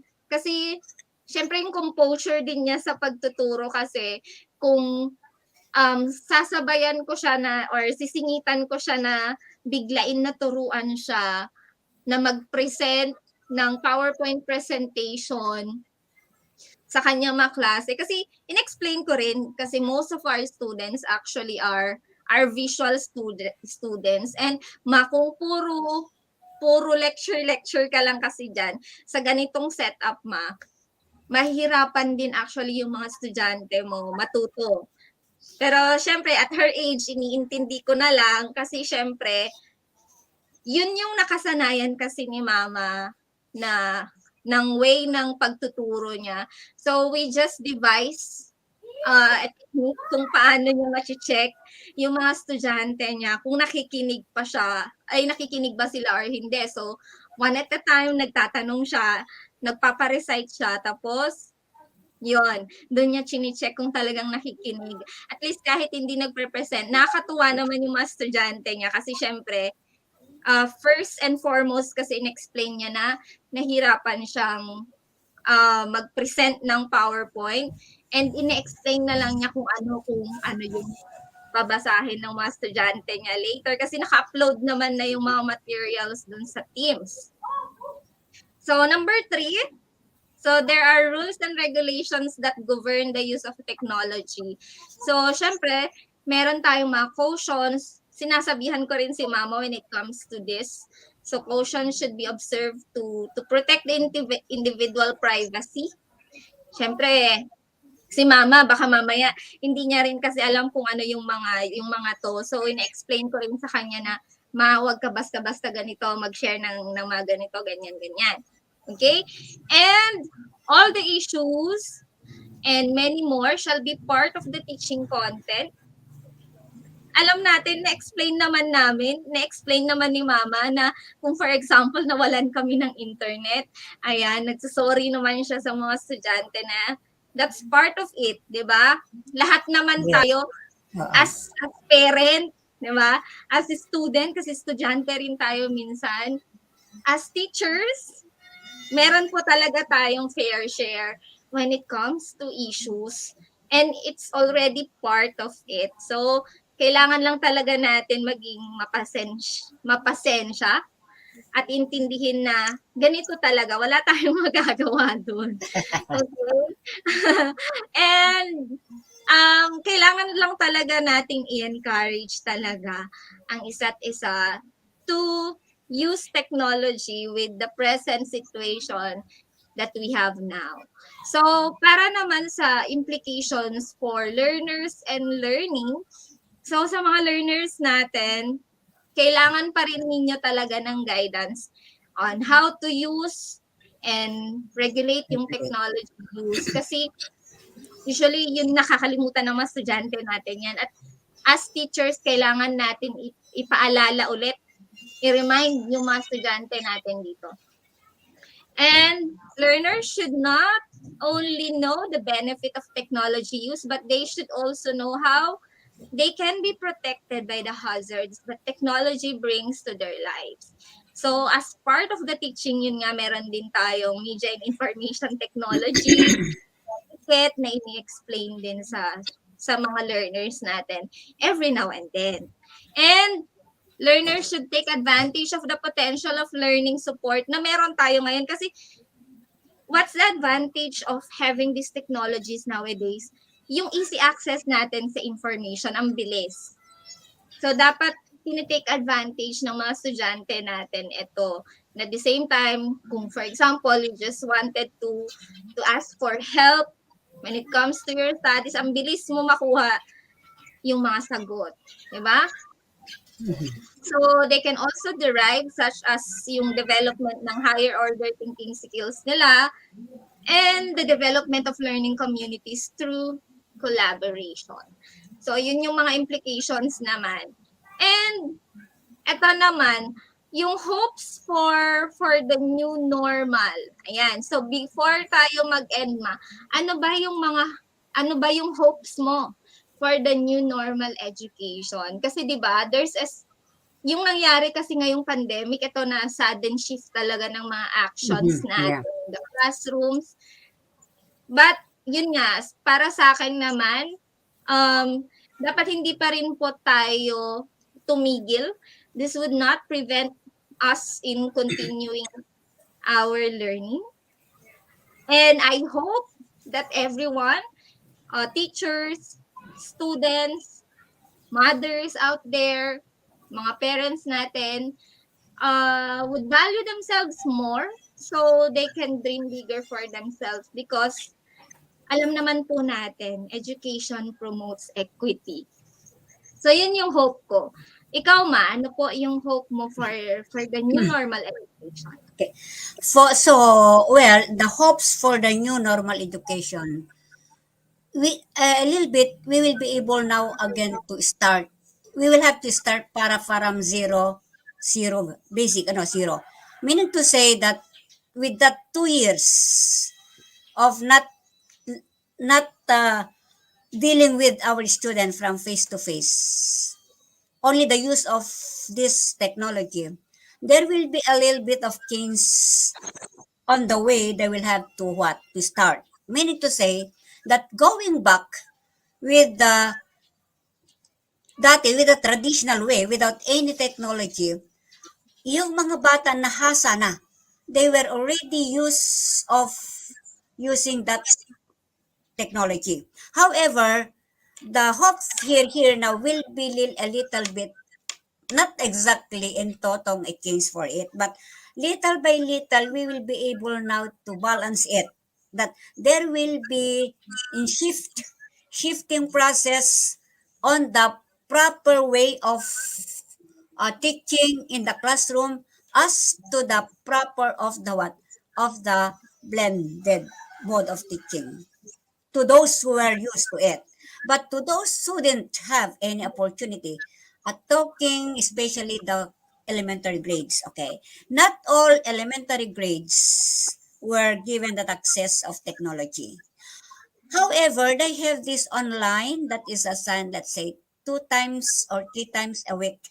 Kulang na kulang yan sa preparasyon na dapat ibigay natin sa mga batang magsipag-aral at their on rate of growing. Together with the growth and their educational upliftment, it should be guided together with this normal teaching. But however, that ang hope natin for the new normal is it would be a little bit again very abundant part on the teacher to prepare how to integrate the old and the new normal. What I mean is old from the blended, old from those who are not able to access technology, and to those who are really well versed of the technology. Kaya ang hope natin sa new normal education is we will not exactly remove technology. Andyan pa rin ng technology na yun ngayon ang dulot na pwede natin gamitin as a starter natin na bumalik sa normal na paggamit, so that the children now there will be able to be given that opportunity to take hold and embrace the so-called technology.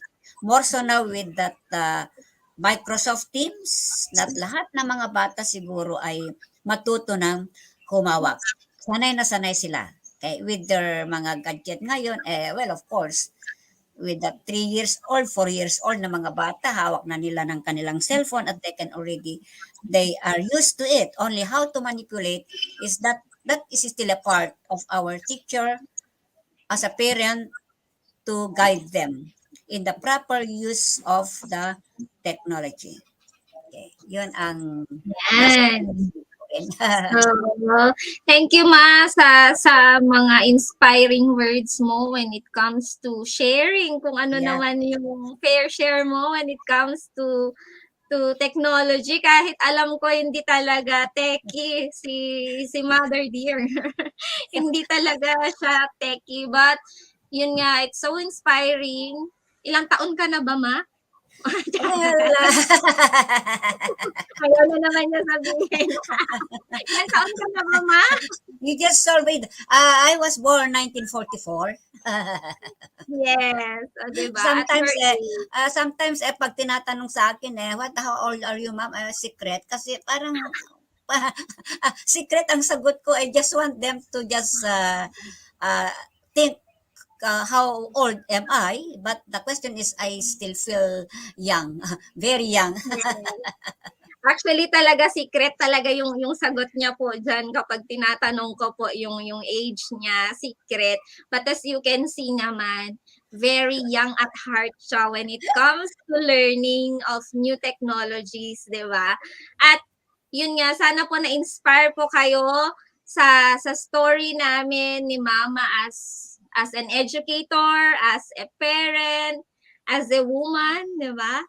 As a sister to others. Sobra pong ang talagang nagpo-push talaga sa akin din to go forward is my mother-in-law. Kasi sobrang natutuwa ako sa lahat ng mga turo niya.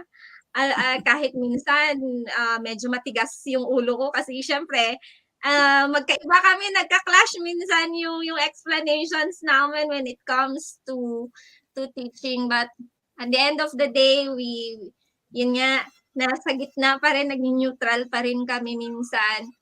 At natutuwa ako kasi patuloy naman na ini-embrace ni Mama yung drastic change na meron sa teaching. Kahit alam ko talaga na sobrang, yun nga sabi niya, 54 years siyang nagturo with the technology that she has before, di ba? Ballpen, yung chalk lang at saka yung board. Pero sobrang na-inspire po talaga ako. As in, kung for example, kailangan niya pa talagang mag-encode ng mga lessons niya, na yan, late pa yan matutulog. As in, pag pupuyatan niya yung lesson niya, aaralin pa niya yung lesson niya. Kasi sabi niya, kasi sa akin, I need to be ready in my class. kailangan paghandaan ko pa rin kahit yun nga, yun yung struggle niya minsan kung paano yung pagtuturo. But then, yun nga, sa experience niya in teaching, napaka-effective pa rin niya kahit yun nga, medyo nahihirapan siya when it comes to sharing PowerPoint. So, hindi siya masyadong mag-share ng PowerPoint presentation kasi baka mamaya daw kasi natakot pa siya kung may mapindot siya or what.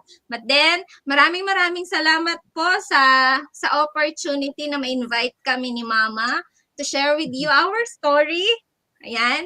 At sana po na-inspire po kayo sa sharing namin.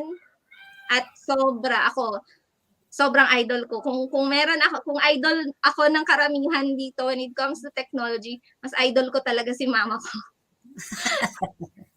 Yes, diba? Mas idol ko si Mama ko. Thank you so much po. Yes. Correct, Glenna. talagang- Very good. At saka talagang nai-inspire talaga din kaming lahat, lalong-lalo na makikita dito sa mga comments ng ating mga nanonood sa ngayon.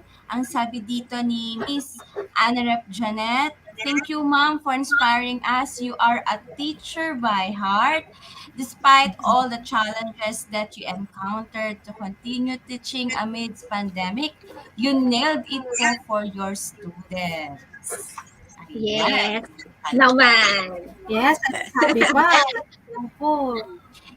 Kasi ang technology naman Hi, Ma'am talaga Ariel, ay thank you, for ma'am. Yes po, ang technology naman po talaga ay any age po yan, hindi porket na talagang kasi may edad na ako, ganyan, hindi na. Kasi syempre, no, talagang yung sinasabi nila, yung technology ay para sa mga bata lang daw yan. Ay, hindi po. Yun Yes. naman natin. Doon din naman talaga ako natuwa, Kap Sheila, kasi yun, hindi ko narinig sa kanya na ayokong gawin yan kasi matanda na ako. Hindi eh. Sige, ganun pa. Kasi kung kayang-kaya nga ng mga bata, actually, yung mga anak ko ako pa yung tinuturuan din talaga no? Yes. Parang feeling ko tuloy, tumatanda na ata talaga ako. Ayan. Indeed, Ma'am Doc, Maraming Sheila. salamat po. Like mother, like daughter. Yes. Sana pagdating din ng araw, Like mother, maging katulad like din tayo ni Dr. Soledad.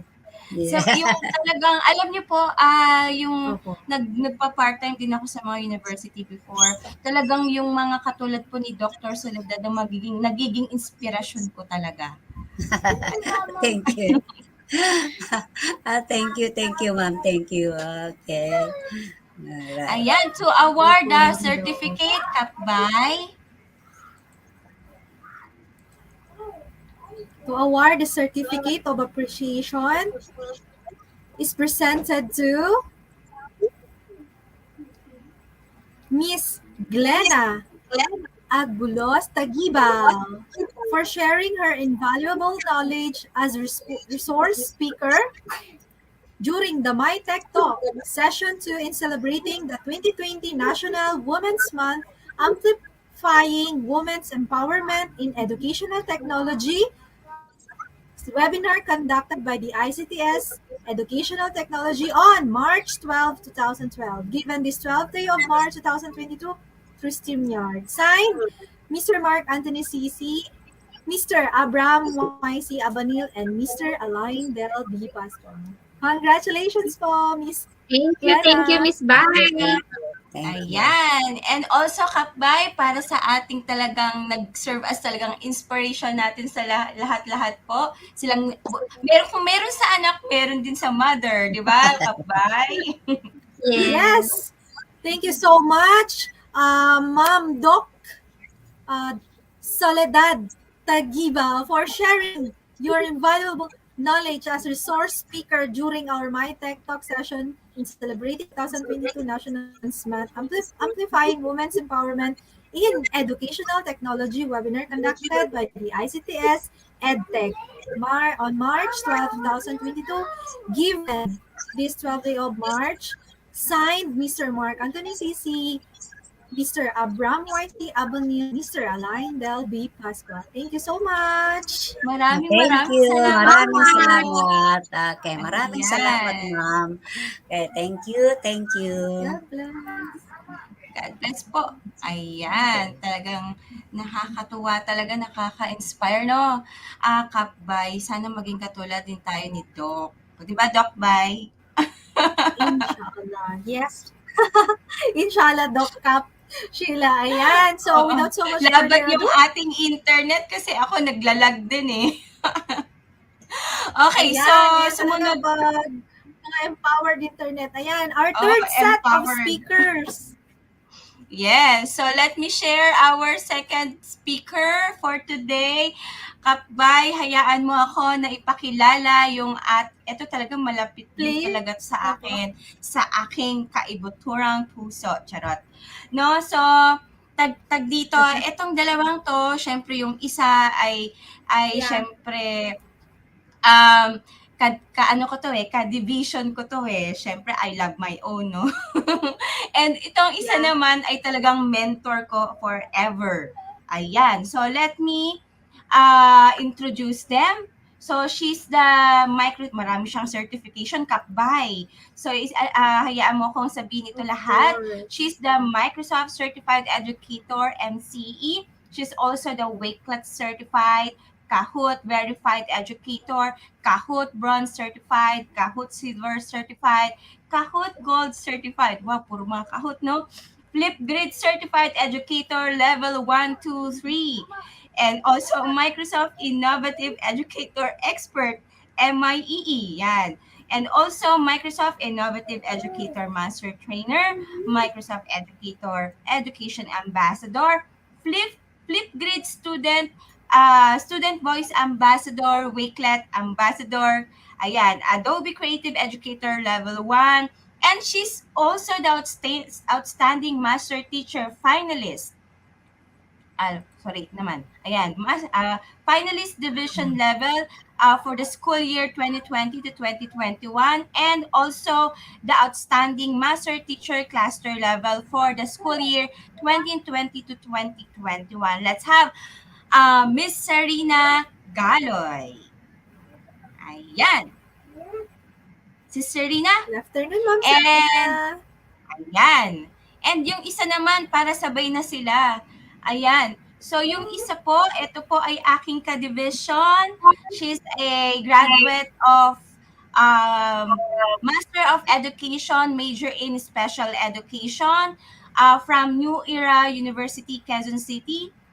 She's also finished her Bachelor of Arts in major in psychology from Roosevelt College, Marikina. And also, she's an academic scholar.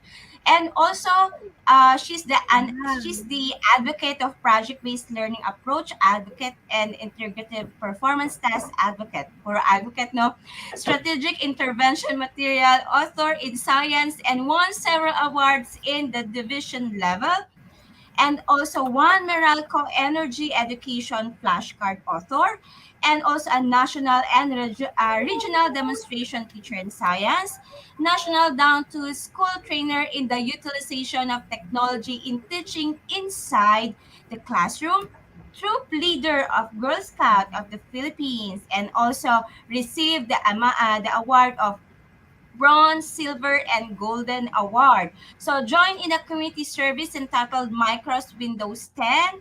And also, she has international community involvement like Microsoft Innovative Education Expert, Certified Microsoft Innovative Educator, Microsoft Education Ambassador, and an outstanding teacher and nominated as ESP Outstanding Teacher for the division level.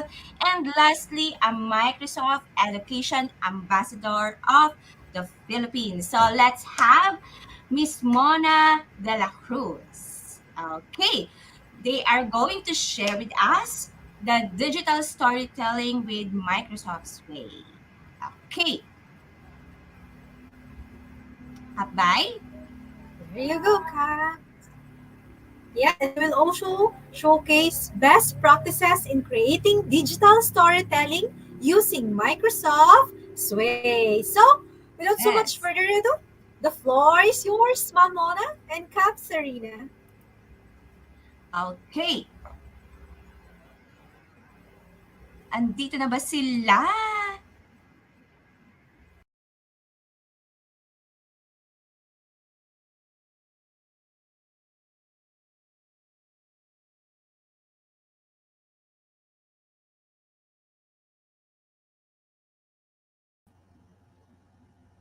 Ayan, Kap Mona, nakamute tayo.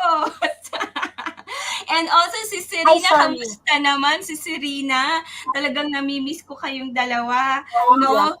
Ayan, talagang namimiss ko kayong dalawa na sana na pag magpa-face to face na talaga tayo, no? So siguro talagang todo ano tayo, kwentuhan. So ayan, bago nyo ko kwentuhan muna natin ang ating mga viewers ngayon. Ayan. Yes, thank You you. have the floor. Miss na rin kita. Tama.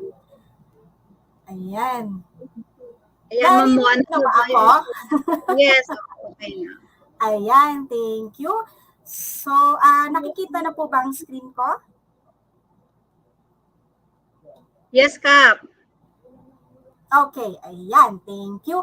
So, again, I'm Miss Mona P. De La Cruz, a master teacher too from SDO Marikina, and would like to take this opportunity to thank our the SDS, Ms. Cheryl Gayola, and to our very supportive principal, Ms. Shirley Andy Hernandez, and to all of the Fortune Elementary School faculty. Ayan. So, our topic would be all about Sway. So, ano nga ba itong Sway na to? I'm sure may iba sa atin na alam na si Sway, but we just want to cater and give introduction to those naman na hindi pa nakakakilala kay Sway. Ayan. So, Sway, by using Sway, you can create and share interactive reports, presentations, personal stories, and more. Okay. Ayan. So, before I proceed to our discussion, our presentation, I would want to share with you a short video clip about Microsoft Sway.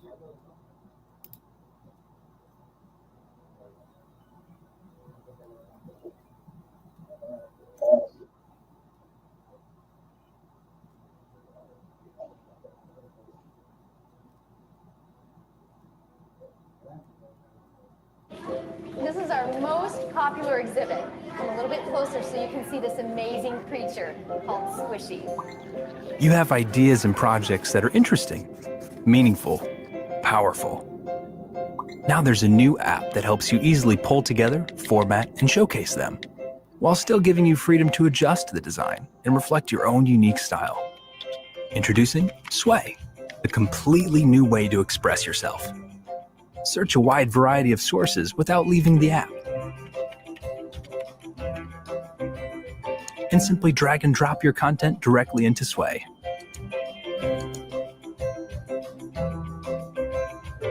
Sway gives you the power to assemble and present your ideas, all just a tap or click away.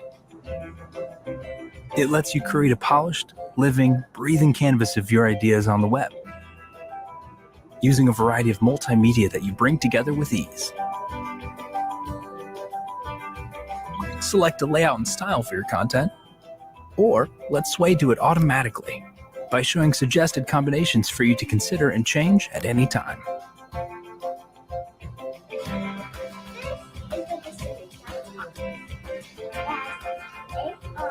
Seamlessly integrated with the web, social networks, and your devices, your creation can be shared as effortlessly as sending a link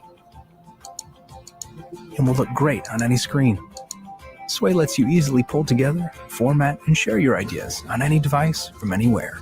It's an all-in-one, elegant solution that's unlike anything you've used before. Reimagine the way your ideas come to life.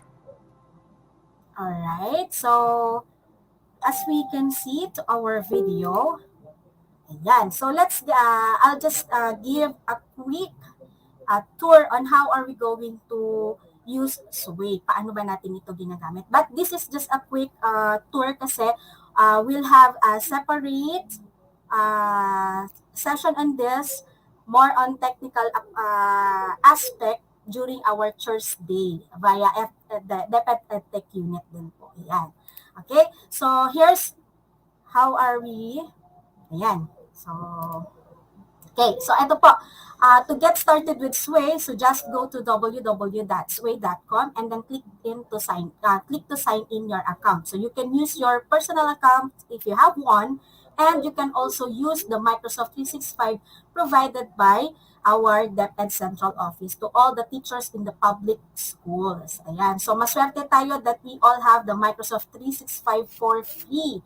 Kasi hindi po lahat ng nasa education natin, nasa education system ay merong free. Ayan. So number 2 step is to click on create to make new or to make your own Sway. Okay? And then step 3, give your Sway a name. So this is the time where when you are going to put title on your Sway. So parang ito yung pinaka-file name niya. And then you can step 4, add some content to your Sway. So you can just click or you can just drag in the materials or the pictures or the text or medias that you want to share. Okay, so ganun lang siya kadali. Just like kung dun sa pinakita natin sa short video kanina, parang ang easy lang siyang gawin ng bata, di ba? So if you experience it on your own, mabilis lang din siya. Okay, step 5, ayan. Ito na yung mag-add ka na ng ibang media. So you can also add picture, video, tweets coming from the Twitter. You can embed links to your PowerPoint to your Sway presentation as well as the chart view. Ayan.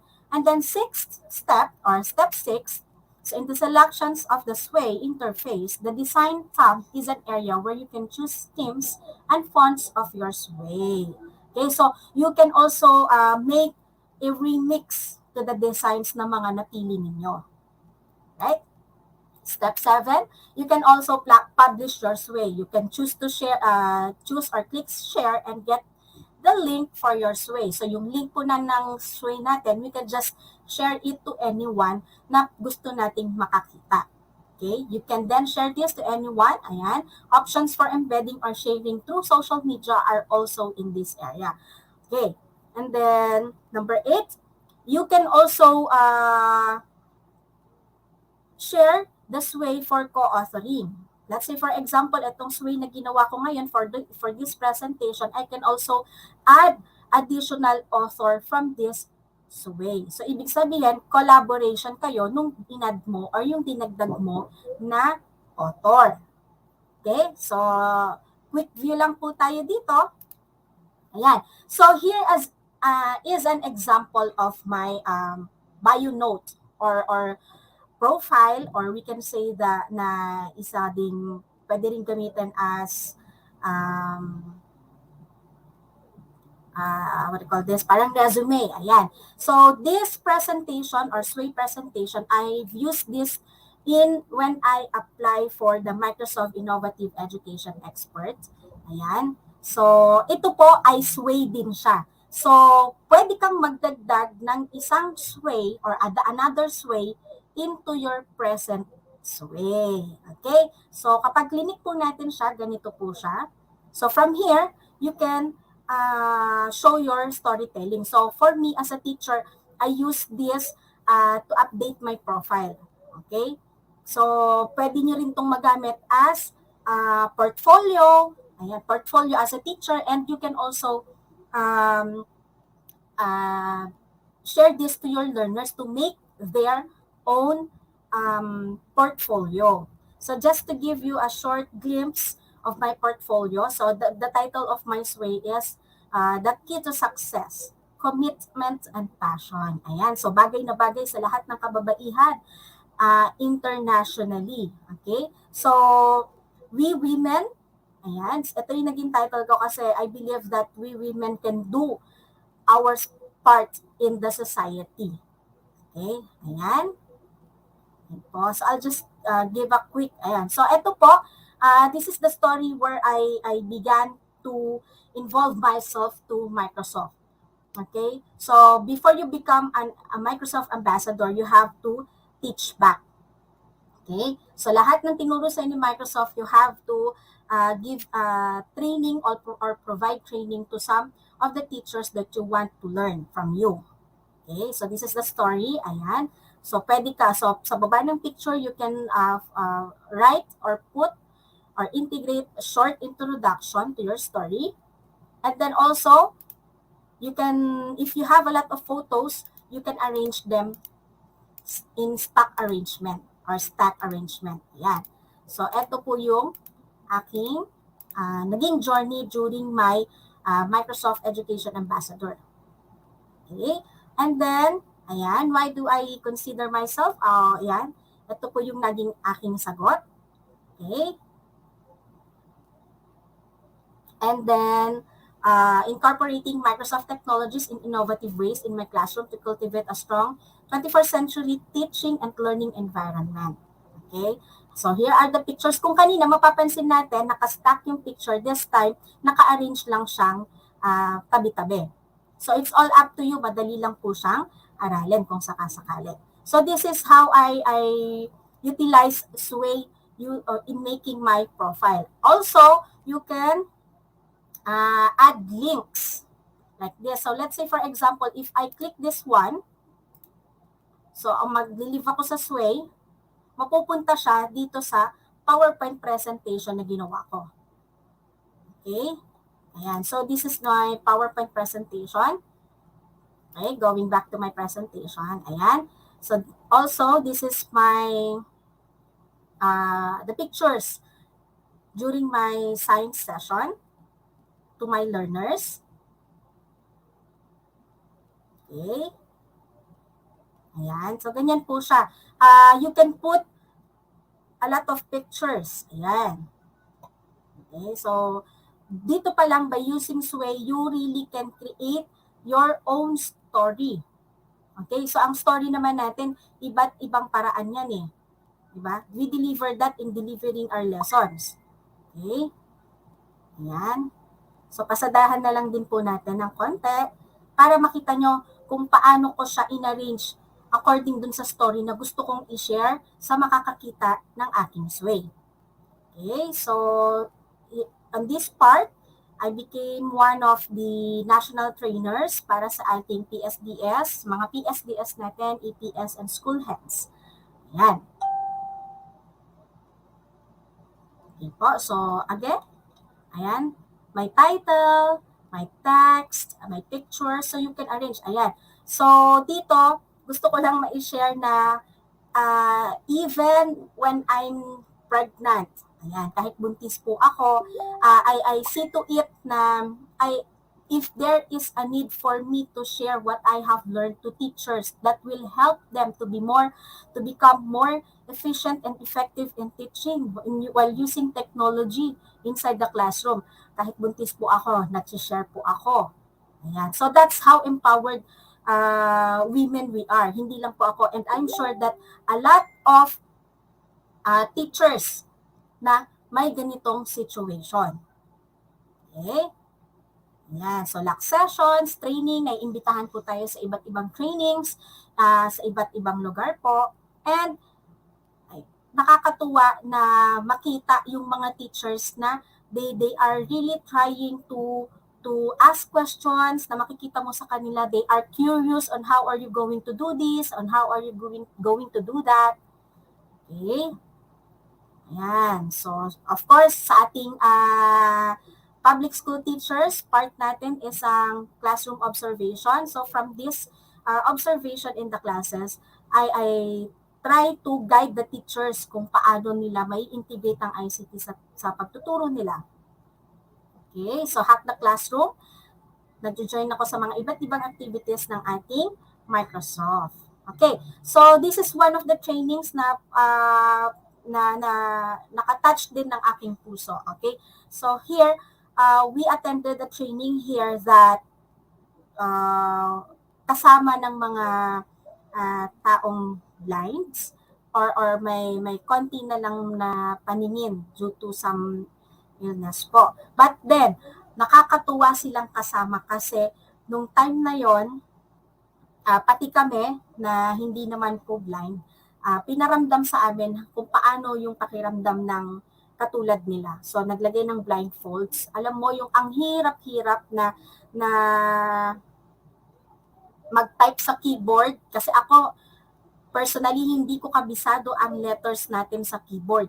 Hindi ko po kabisado talaga yan. Kaya lang, dahil lagi ko siyang nagagawa, kahit papaano, medyo may konting bilis tayo sa pagta-type. Pero yung mga katulad po nila, talagang napaka-curious. Ang gagaling nila, kabisado nila kung saan pipindutin kahit hindi po nila masyadong nakikita. Okay? Ayan. So, a lot of trainings. Ayan, attend lang po tayo. Ayan. So, this is my journey. Ayan. So, as Microsoft Ambassador, Microsoft Innovative Educator Expert, we are joining several community service also.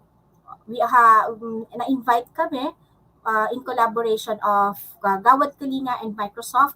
So from there, we help them to build their community as well as to train the teachers and the students. Ayan. So nakapagdala ang Microsoft doon ng mga units ng computers. So we help them kung paano nila gagamitin iyon sa kanilang mga learners. Okay? So, again, katulad nung kanina, etong pinipresent ko sa inyo ay nasa loob na ng PowerPoint ko. And this is also another sway. So, nandito yung credentials ko on my journey pagdating sa Microsoft Education po. Yan. So, pag natapos na po siya, pwede na rin po ulit i-scroll down. Okay. Ayan. Okay. And then next, so this is my one way on how I use Sway as a teacher. Okay, at my portfolio. I use my Sway in creating my portfolio. Next one is in presenting my lesson. Okay, let's say for example, ito po yung aking lesson. Okay, again, this is another Sway from my original Sway. So, ganyan lang po siya. Ang maganda po kasi, if you use your Sway in giving your lesson or delivering your lesson, hindi ka magko-consume ng storage on your device. Kasi nga, makukuha siya, nai-store po siya on the cloud. Provided that you have a internet connection. Okay? So, ayan. Ganyan po yung lesson natin. Okay? So, short lang po ito. Okay, so in-stop natin yan. Since ang topic ko po dito is all about the decaying material, so may several questions. What can you say about the family living in those areas? Okay, so eto po yung picture. Again, sa SWAY kasi mas favorite ko si Stack or si Stack. And then habang during my delivery of lesson, I keep on asking questions to my learners while I move into another picture. Okay? Yan. Short lang. Very, very short lang. Kasi alam mo naman ang mga bata, mas gusto nila ring makinig. Kesa yung magbasa ng napakahabang presentation, di ba? Just a quick or short discussion or short reading yung mababasa nila, and then further discussion as well as further questions to your learners para makapag-explain sila and makapag-share sila ng kanilang personal experiences. Okay. Ayan.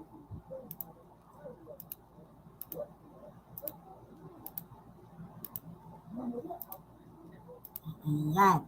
So let's go to another one of my, this is the last of my presentation. This one, as a teacher also, there are times that I ask my participants, kapag nag-i-speaker po ako, I ask my participants to use SWAY in submitting their output, which is pwede rin nating gawin sa ating mga learners. Okay? So this is an example of an output of a teacher when he or she attended my session. Okay? Ayan. So, ito naman, kung kanina sinaside-side ko lang, ito naman, i-scroll down ko lang. So, when you do your SWAY, you can choose your own on how are you going to, on how do you want to share your presentation.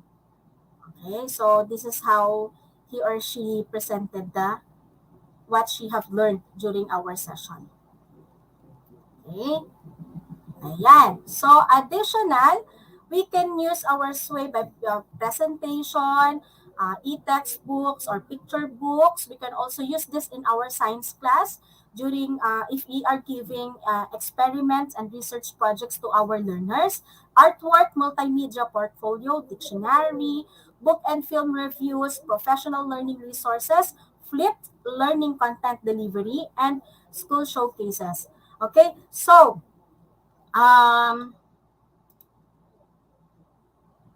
okay po. Ma'am Serena will further share with us outputs of her learners using SWAY. Okay po.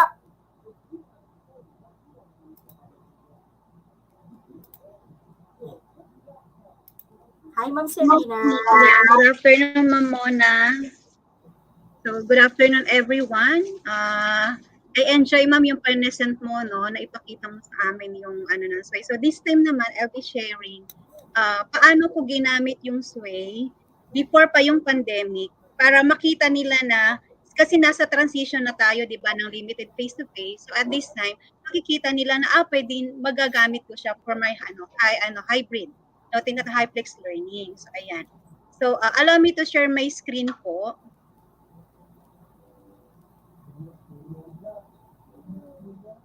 Check ko lang kung naka-share ng aking screen.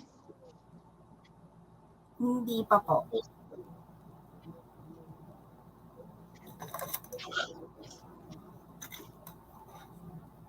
Okay, for a while lang po. Ayan, okay na po ba? Okay, nakikita ko, okay na. Ayan.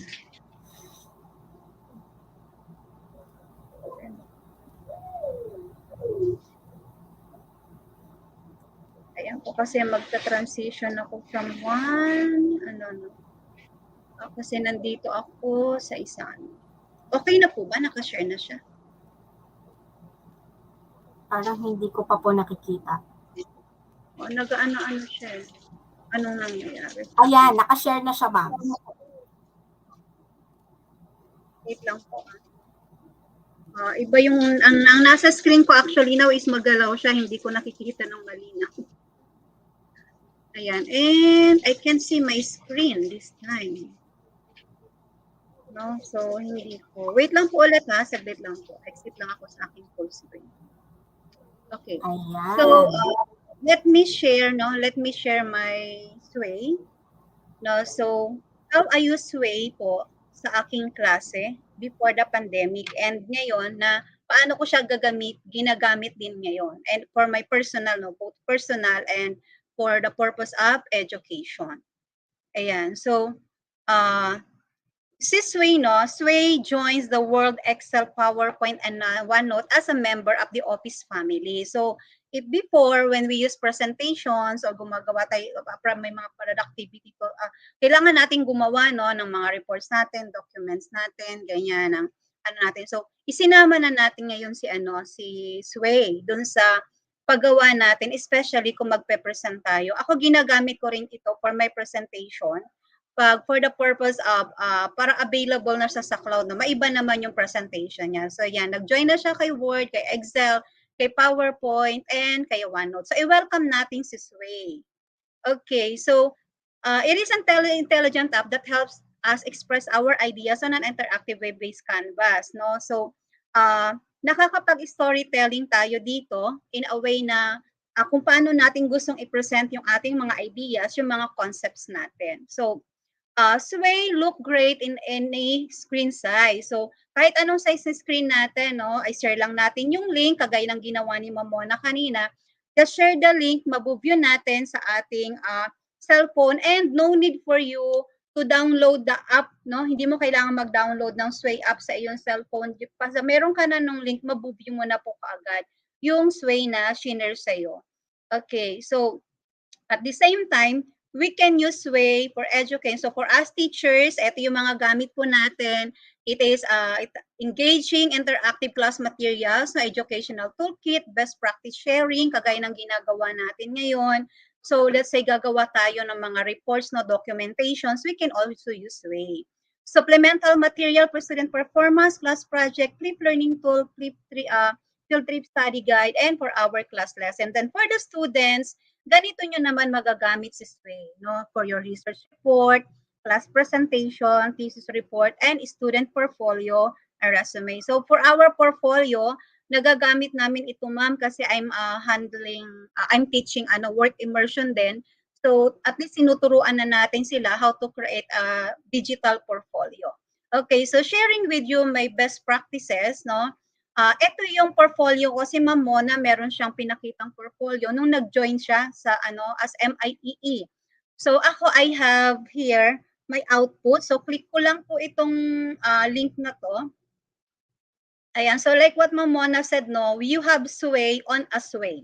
And then hindi yung link actually ang nilalagay mo doon. Pag nilagay mo siya, meron siyang way na meron kang display text na kung ano yung pinaka-title ng Sway link mo, and then doon sa baba nun yung link, makikita mo lang yun kapag nag-edit ka ng iyong Sway. So, we empower teachers through training. So, i-run through ko lang po ito, no, na ito yung pinakita ko nung ako ay nag-join. So, inad ko dito, no, I do believe in the power of sharing through collaboration. Kaya nga, itong Sway, gamit na gamit ko rin po talaga ito. Ayan, so syempre nag-adapt pa school. So parang it's a way of presenting yung mga activities natin for the purpose of documentation, diba? So this was our first training in the division of Pasig, division-wide.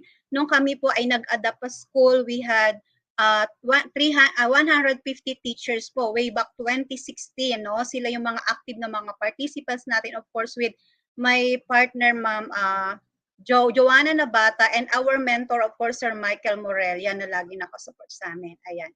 So, and then this, naman po, no, nitong nagkaroon ng quarantine, syempre, gumawa din ako ng aking portfolio para ma-highlights ano ba yung mga ginawa ko during na ngayon nag-quarantine. Ito naman po yung sinabit ko nung nagkaroon uli ng nomination for MIEE. So this time, yung title medyo inano ko siya, no, Fueled by Passion to Dream, Believe, and to Become.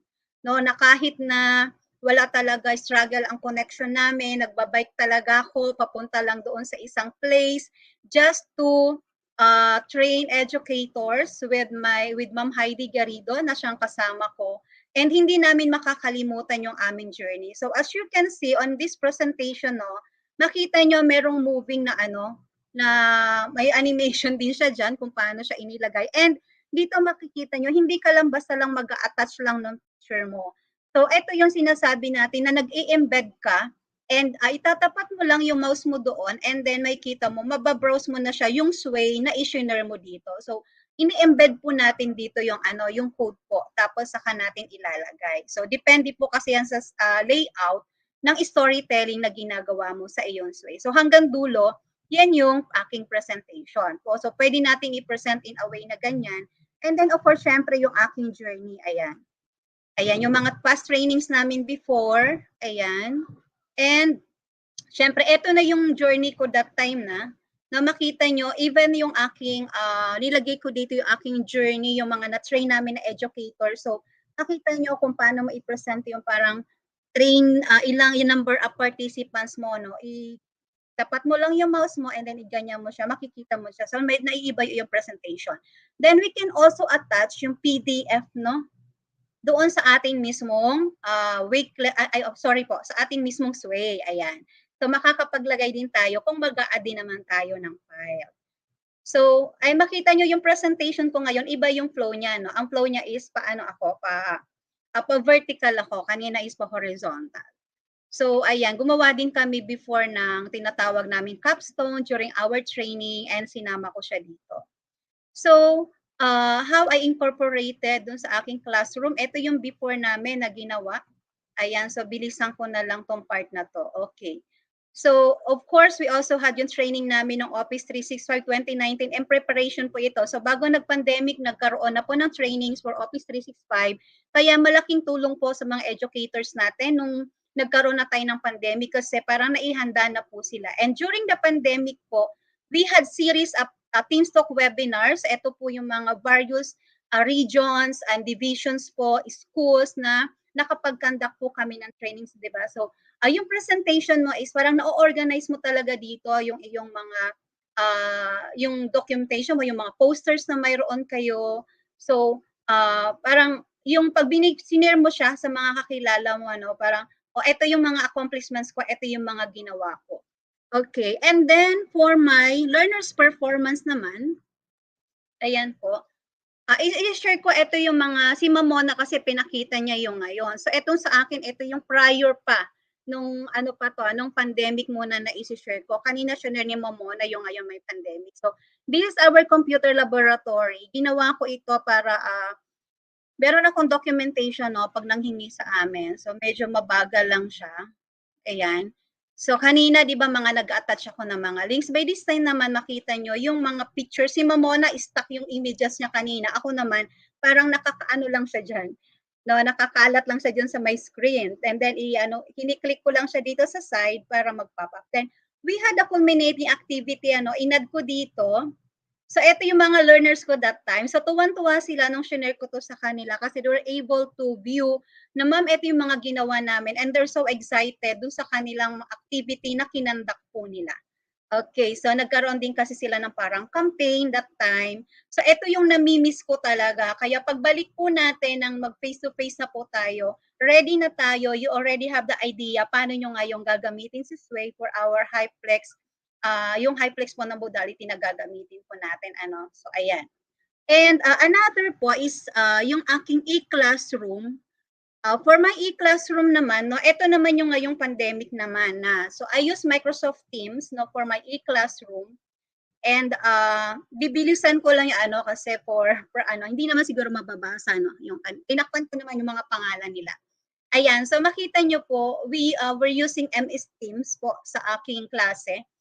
And doon din ako nagpo-post ng aking mga assignments at ng kanilang mga activities po.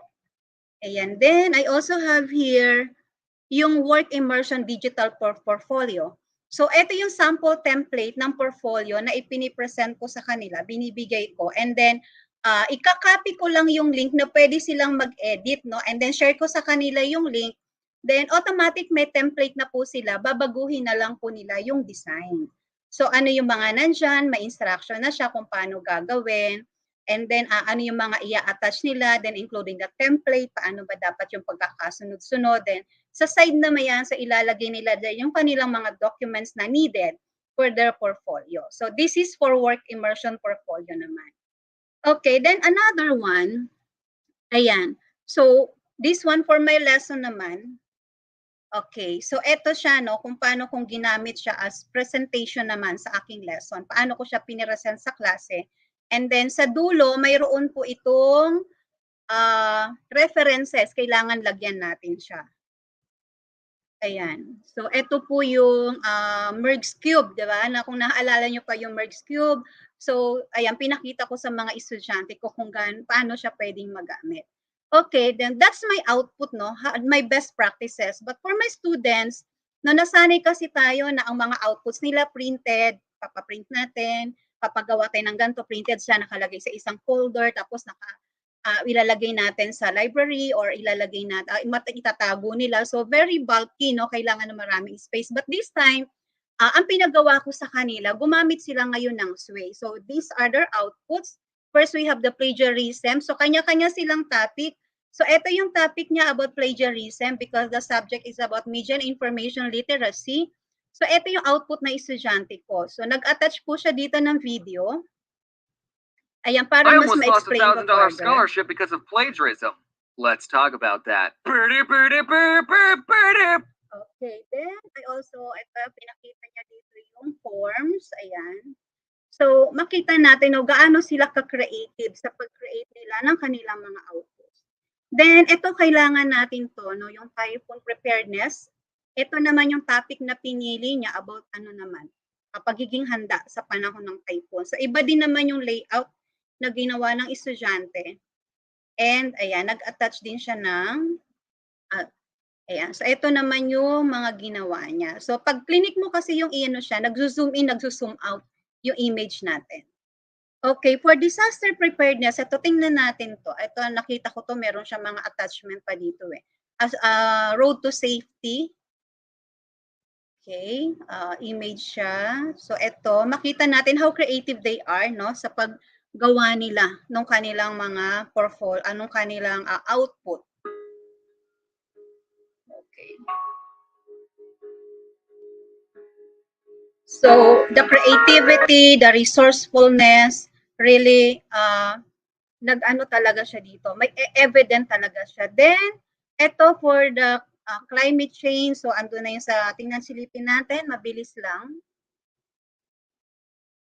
Okay. Ito naman yung kanya, yung ginawa ng student ko. Okay, and then, the effects of climate change. Ayan, so talagang na-impress ako if once na binigyan natin ni student natin ng tool, no, na EdTech tool na pwede nilang magamit sa kanilang output, so makita natin gaano sila ka-creative, 'di ba? And then this one yung K-12 education kasi binigyan ko sila ng iba't ibang topics, no.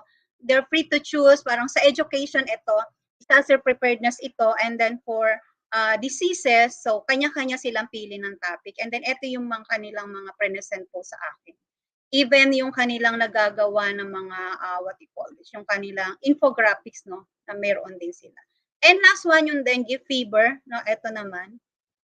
Ayan, so ito naman yung output niya. Iba din naman yung color. So it's up to them kung may pe-present nila yung story nila or yung presentation nila, kung ilang, ano ba siya, parang ilang slides ba yung tawag natin doon, kumbaga sa PowerPoint. Ayan, so that's our best practices in using Sway in the classroom prior to pandemic, during this pandemic, and in preparation po sa ating na ngayon pagbabalik po natin ng klase. So thank you so much. I just hope you enjoyed, no, yung aking naipakita sa inyo presentation, my best practices and how I use it in the class.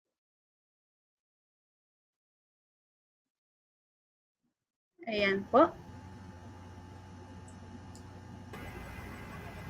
Ayan. So, talagang idol ko dyan si Serene, tsaka si Sis Mona. So, talagang, yung lalong-lalo yung mga output ng mga bata, maganda,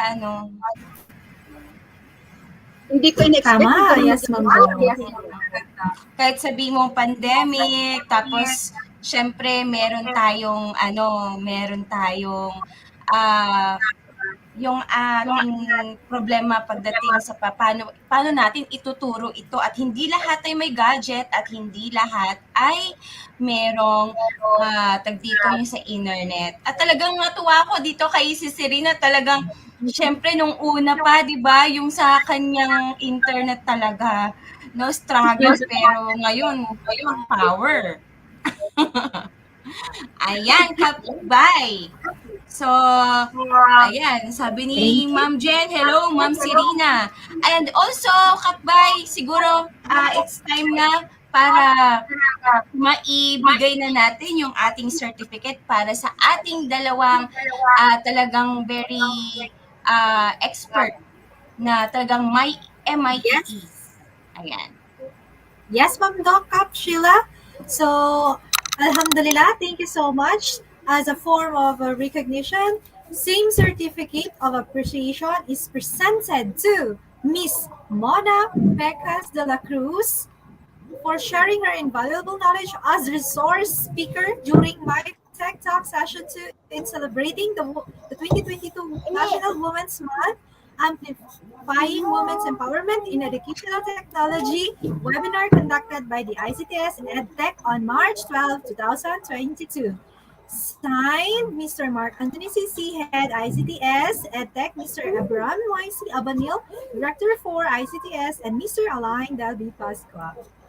Another certificate of appreciation is presented to Miss Serena V. Galoy for sharing her invaluable knowledge as resource speaker during the My TikTok Session 2 in celebrating the 2022 National Women's Month, Amplifying Women's Empowerment in Educational Technology webinar conducted by the ICTS Educational Technology on March 12, 2022. Given this 12th day of March 2022, through StreamYard Educational Technology Microsoft for Education virtual session. Signed, Mr. Mark Anthony C., Mr. Abraham YC Abanil, and Mr. Alain Del B. Pasca. Congratulations! Okay, congratulations, si Serena. Thank you! And also, Kap Mona. Talagang saludo ako po sa inyong dalawa. Kita tayo, kita-kits. Kita-kita. Ayan. See you later. Syempre, yes, see you later po. And sa mga viewers po natin, mayroong nag-comment po dito, makaka-receive din po ba kami ng e-certificate? Yes po, makaka-receive po sila. Later po, malalaman po natin, lalong-lalo na sa mga team replay.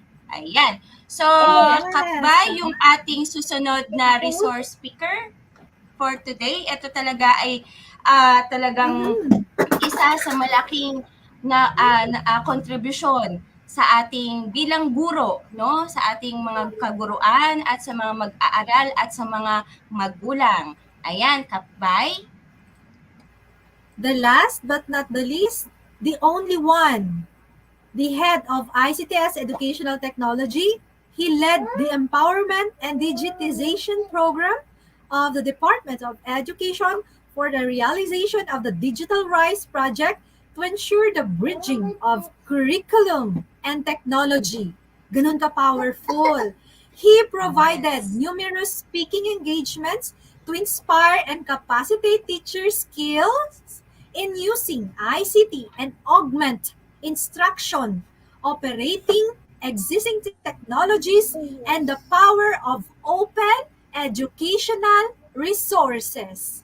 He was awarded as the EdTech Leader in Asia K-12 category, second place by EduTech Asia, held in Singapore. Ayan, bongga, Ma'am Doc. Yan, galing, He is the diba? book author, Google Certified Innovator, a national teacher broadcaster for DepEd TV, and a member of Kapisanan ng mga broadcaster ng Pilipinas, the one and only Mr. Mark Anthony C.C. So, Wow! yes. Ayan. Ano Ako yung si ito, Ginoong Doc? Mark Ma'am at Doc? makakasama ninyo ako ngayong araw para matutuhan ang ganda sa paggamit ng ating mga PowerPoint. We usually have this concept na kapag PowerPoint, basta lang siyang presentation tool. Pero hindi po ganoon.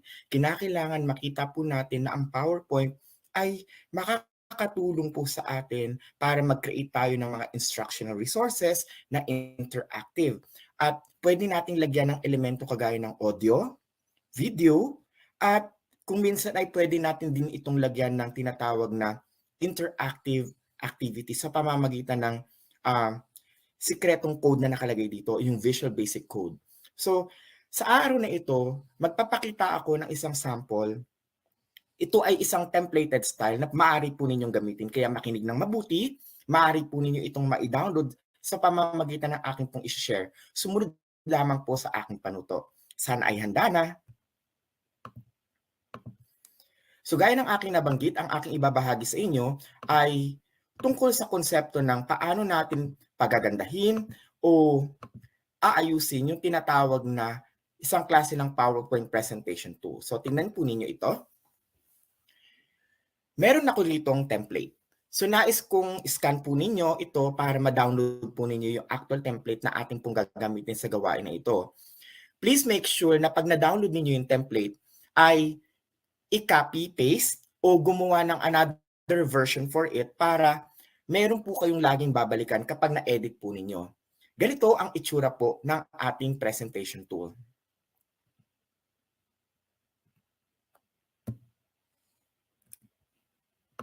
Mapapansin po ninyo na ang ating activity ay mayroong 5 items.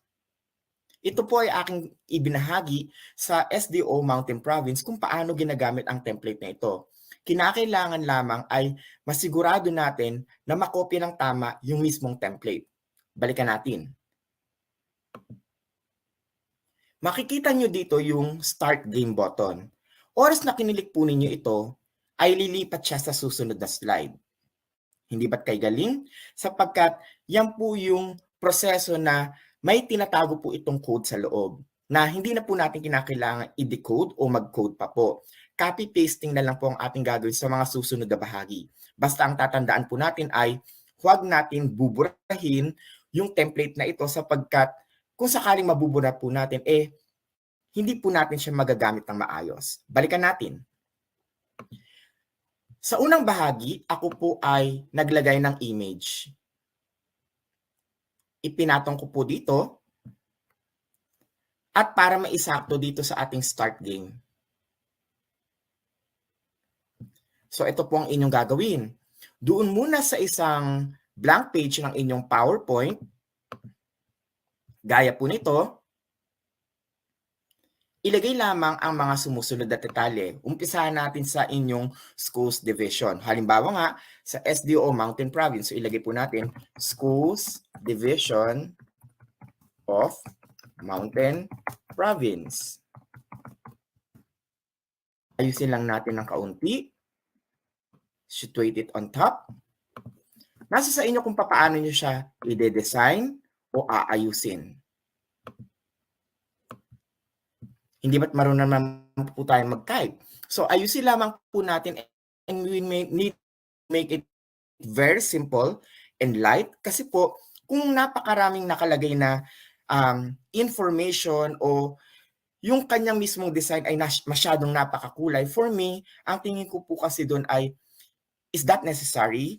Mas maganda kung ang ating ginagawa ay very clean, it's more on the professional look, at gamit po tayo ng basic color kagaya ng black, red, dark blue, at color green. Alin man po doon. Wag po tayong gagamit ng mga neon colors sapagkat medyo masakit po kasi yun sa mata.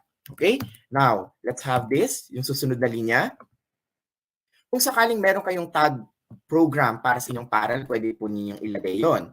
Gaya ng sa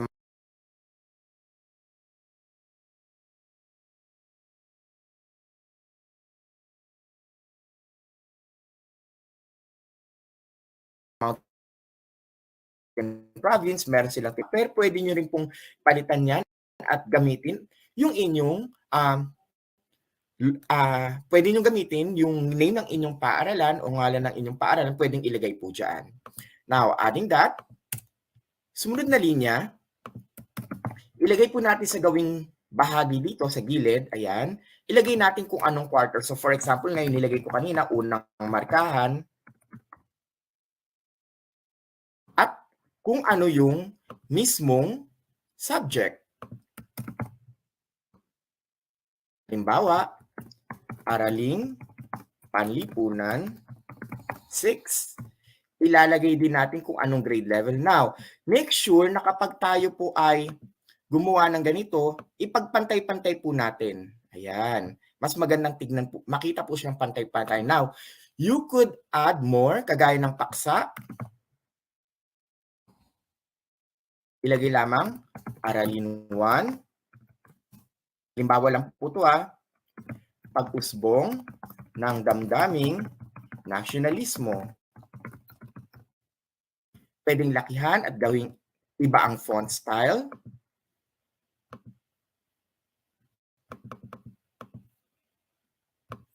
So tandaan po, nasa sa inyo kung papaano nyo po yan i-design. Next, kailangan natin i-imagine ano yung, kung saan natin ipopwesto yung mismong button na start. Okay? Since gusto natin na dito siya sa bahaging ng lower left side, kinakailangan maglagay po tayo ng kaunting espasyo rito. Now, you could add your school logo if you like to. Sa case ko, ilalagay ko po ay yung DepEd logo. Hanapin lamang po sa inyong computer. Search for images.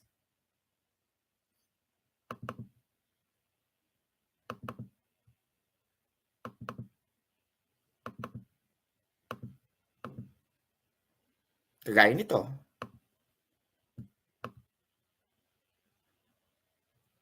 And then, ilagay lamang ang ngalan ng guro. So, yung name po ninyo.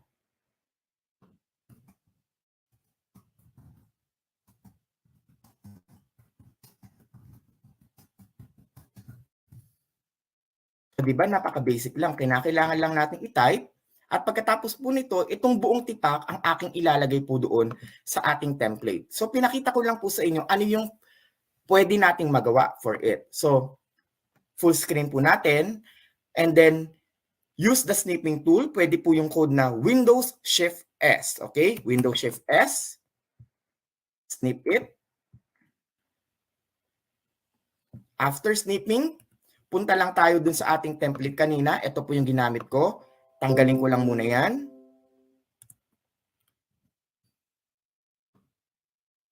And then I can replace it something like this.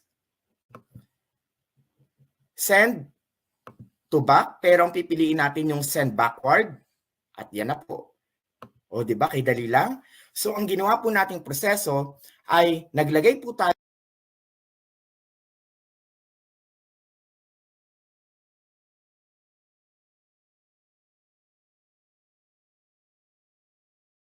ng isang image, yun po yung ipinilit natin kanina, at mapapansin nyo po, it's very clean. Okay? So, ngayon, yun po yung proseso paano natin pwedeng gawin na napakalinis ng ating pinaka-front page ng ating activity. Now, kung sakaling nais po ninyong i-edit yung mismong template tool na ito, palitan lamang yung start game. Kung ayaw nyo ng start, kung gusto nyo talaga ay nasa wikang Filipino or mother tongue po ninyo, contextualize, pwedeng ilagay po ninyo start. Kung English. Gusto mo, start game. Pwede rin ang magsimula. Nasa sa atin kung anong gusto nating ilagay na format, basta siguraduhin natin na hindi natin binubura itong bottom tool na ito. Pwede ba natin ibahin yung text color? Pwede naman po. Gusto natin gawing pula? Gusto natin gawing dilaw? Nasa sa atin po yun. As long as we want to reflect it na hindi po natin binubura yung actual na template. Sapagkat pag nabura po natin to, hindi siya lilipat doon sa ating next page. Sana ay nakuha. Pero sa akin, mas maganda kasi yung white para napakalinis niyang tignan. Ngayon po, pag atin siyang i-zoom or slideshow, ito na ang kanyang kalalabasan. Pag kinilik natin yung magsimula, it will proceed to the next slide. Ngayon, Suriin po ninyo ito. The usual lang siya na ating PowerPoint na ginagawa. Panuto, nilalagay natin yung direction, nagtatype. However, meron tayo ritong tinatawag na isang active box. Ito po ay nakamakro po o yung tinatawag natin na nalagyan ng visual basic code. So pag ito, nagtanong tayo at nabigyan natin sa mga mag-aaral yung kopya ng presentation na ito na nasaan nyo ng PPSM file, pwede nila itong lagyan ng kasagutan. Halimbawa, ano ang pinakamahalagang pangyayari na nagpaigting sa galit ng mga Pilipino sa mga Espanyol? Letrang A, pagbukas ng Suez Canal. B, pagbitay sa 3 paring martir. C, pagkakaroon ng kaisipang liberal. O letrang D, pakikipagkalakalan sa mga dayuhan. As you could see here, pwede akong mag-type ng A,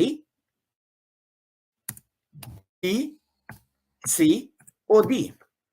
At kapag nakapili na ako ng tamang kasagutan, pinakailangan ko lamang i-click yung salitang susunod, the button here. Napansin nyo, kapag iginalaw ko ang aking cursor, nagiging finger. Ibig sabihin pwedeng i-click. Ngayon, kung sakaling naglagay tayo ng maling kasagutan gaya ng letrang D, pag kinilik mo ang susunod, lalabas ang salitang o prompt na wrong answer, try again. Ngayon, hindi siya lumilipat ng susunod na slide hanggat hindi nakukuha ang tamang kasagutan. So we could change this. Palitan natin. Ang tamang sagot ay letrang B. At pag kinilik natin ang susunod, lilipat siya sa susunod na item. Sa pamamagitan ng pag-click ng OK. Nakuha po natin ang konsepto, mga kaguro. Sa pamamagitan ng PowerPoint template na ito, ay maaaring mag-type ang ating mga mag-aaral at kapag pinress natin ang salitang susunod, at nakuha nila ang tamang sagot, lilipat sila sa susunod na slide. Kung sakali naman na nagkamali sila, hindi sila maaaring lumipat ng susunod na slide hanggat hindi nila nakukuha ang tamang kasagutan. Ngayon, paano ba natin ilalagay yung tamang sagot? Balikan po natin ang ating ginagawa. Mapapansin po ninyo sa template natin na ito, letrang B ang sagot sapagkat doon sa pinakaitaas na bahagi. Tingnan po niyo ito. Ito po sa dulo po mismo ng ating file, meron pong letrang B na makikita. Yung po yung parang answer key na ating ilalagay, naka-hide po siya. Huwag na huwag po niyo yung buburahin. Ang gagawin lamang po ninyo ay i-edit by clicking it and change it with the correct answer. Halimbawa, ang sagot nyo ay letrang A, then change it to letter A. Kung ang sagot mo ay letrang D, then change it to letter D. As long as it is a typing activity, pwedeng-pwede po natin gamitin. Kagaya ng nakita po ninyo, kung letrang D ang inyong sagot, i-type ang D. Ngayon, lakihan natin di ba ang talagang sagot dito ay letrang B? Pag nagkamali ka kasi ng nalagay na answer key, magiging mali na rin ang konsepto. Lakihan natin. Okay, let's change it. Halimbawa, ang sagot ay letrang D. Letrang D ang nilagay mo bilang tamang kasagutan, pero mali nga yun So pag tinignan natin, sasabihin niya ngayon ang correct answer. Bakit ganon? Kasi kung ano ang in-input natin doon sa ating activity title o yung ginawa natin kanina, doon po sa upper portion, kokopyahin niya kung ano ang pinakasagot. Kaya wag natin tong buburahin. So let's just change it to letter B because that's the correct answer. Ayan. Kaya naman, yun ang tatanggapin ng system kasi in-indicate natin na letrang B. Sana ay naunawaan ninyo yung aking ibinahagi sa pamamagitan ng paggamit ng template na ito. We can change our exercises na hindi natin kinakailangang gumamit ng internet sapagkat kung PowerPoint program na siya or PowerPoint presentation tool na nalagyan ng ganitong klase ng format, pwede siyang magamit ng ating mga mag-aaral by opening a Windows device. Sana ay nakuha ang konsepto. Lumipat tayo sa susunod na bahagi. Kung sakali naman na gusto natin itong dagdagan ng interactive na format kagaya ng audio, ang maaaring din po natin gawin. Tandaan huwag nating buburahin yung template na answer key dun sa taas, kailangan lamang i-edit. At kasunod po nito, huwag din po nating buburahin yung mismong button. Ang kinakailangan, i-edit lang natin kung ano ang question na gusto nating ilagay sa pamamagitan ng pagtatype nito. For question number 2, nais ko na matulungan ang aking mga mag-aaral na mabasa nila ng maayos ito. Ika nga, you are supplementing a resource material na mayroong multimedia components. So, papaano natin gagawin yon? Una, i-click ang insert button, i-click ang media, and search for audio.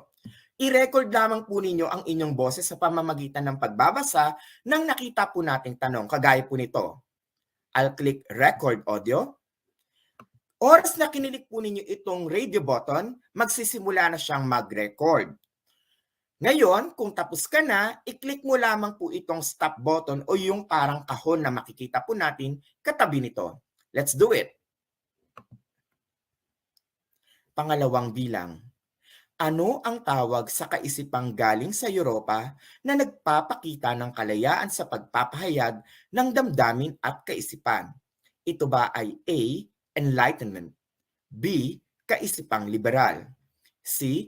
Damdaming nasyonalismo, o letrang D. Paniniwalang Kristyanismo? Pause it, and after that, if you want to hear your voice, kung okay ba, i-click lamang itong play button, yung triangle po na nakikita katabi ng stop button. Pangalawang bilang.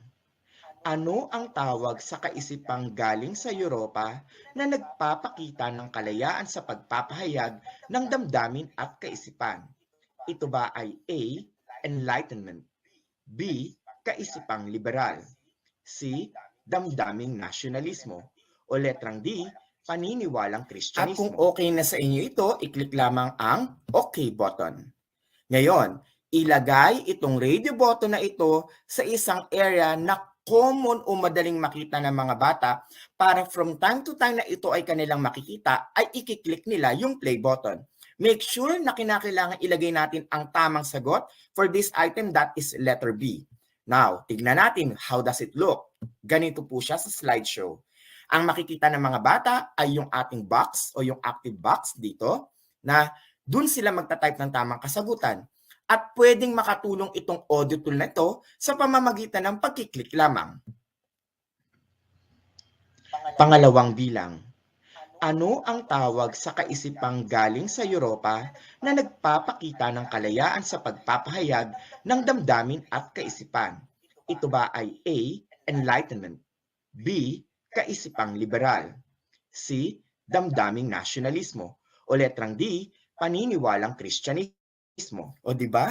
Kahit walang internet, kung sakaling ganito ang proseso na ating gagawin, may multimedia component pa rin siya at mai-engage natin ang ating mga mag-aral. Pagkatapos ito, pipiliin lang nila ang tamang sagot by typing it. Sabi ko nga, pag mali ang sagot, halimbawa letrang A nalagay nila at ikinilik nila yung button na susunod, sasabihin ng system, wrong answer, try again. Click lamang ang OK at palitan natin ng letrang B kung saan ito ang tamang sagot. I-click lamang ang susunod and then i-proceed to the next item. Pangalawang bilang, which is number 3. Sana po ay nakuha po ninyo ang konsepto nito. Ngayon, marahil marami sa inyo ang nakakaisip na ay pwede pala yun sa PowerPoint. It's just a matter of creativity kung paano po natin gagawin. Sir Mark, pwede bang kahit hindi po multiple choice? Ang sagot natin dyan ay opo, kahit hindi po yan multiple choice, basta po active po yung ating kahon dito, pwede natin yung laparan. Ngayon, iibahin ko yung konsepto. Halimbawa, ako ay magiging isang English teacher. Lalagyan natin ng audio button, radio button, tapos papalitan ko yung konsepto ng ating subject. Okay? Gawin muna natin itong English subject. Halimbawa, tayo ay mayroong spelling activity. Okay? So let's just delete this. Tapos ang ilalagay ko sa aking text ay type the correct spelling inside the box. Ito yung pinaka-direction ko. And then, ilagay ko lang siya sa gitna. Gaya niyan. Tapos, itong radio button, ilalagay ko sa baba. Tapos, medyo lalaparan ko siya. You can adjust it. Okay? Adjust that. Now, as a guide, kinakailangan yung pinaka-box naman, gaya nito, itong rectangle na ito, habulin natin yung laki nung mismong box. Bakit? Aesthetically, para alam ng bata kung saan nila ilalagay yung mismong sagot. Yun lang naman ang essence nun. Okay? Ang aking inilagay, type the correct answer inside the box. And then, ilagay ko lamang ito sa bandang gitna. And then I click the button here, palitan ko ng next para lumipat siya sa next activity. And this time, I'll click the audio button, record again. Naturo ko na kanina kung paano to gamitin. Just click this audio tool. Okay? Just be creative. Type the correct answer inside the box. Innovation. Innovation.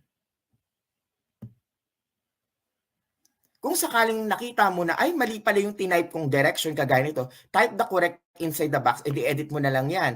Type the correct spelling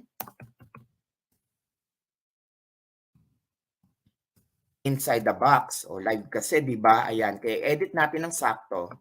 Okay, now we move on.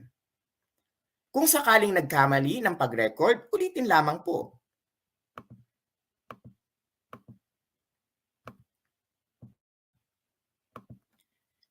Type the correct spelling inside the box. Innovation. Innovation. Innovation.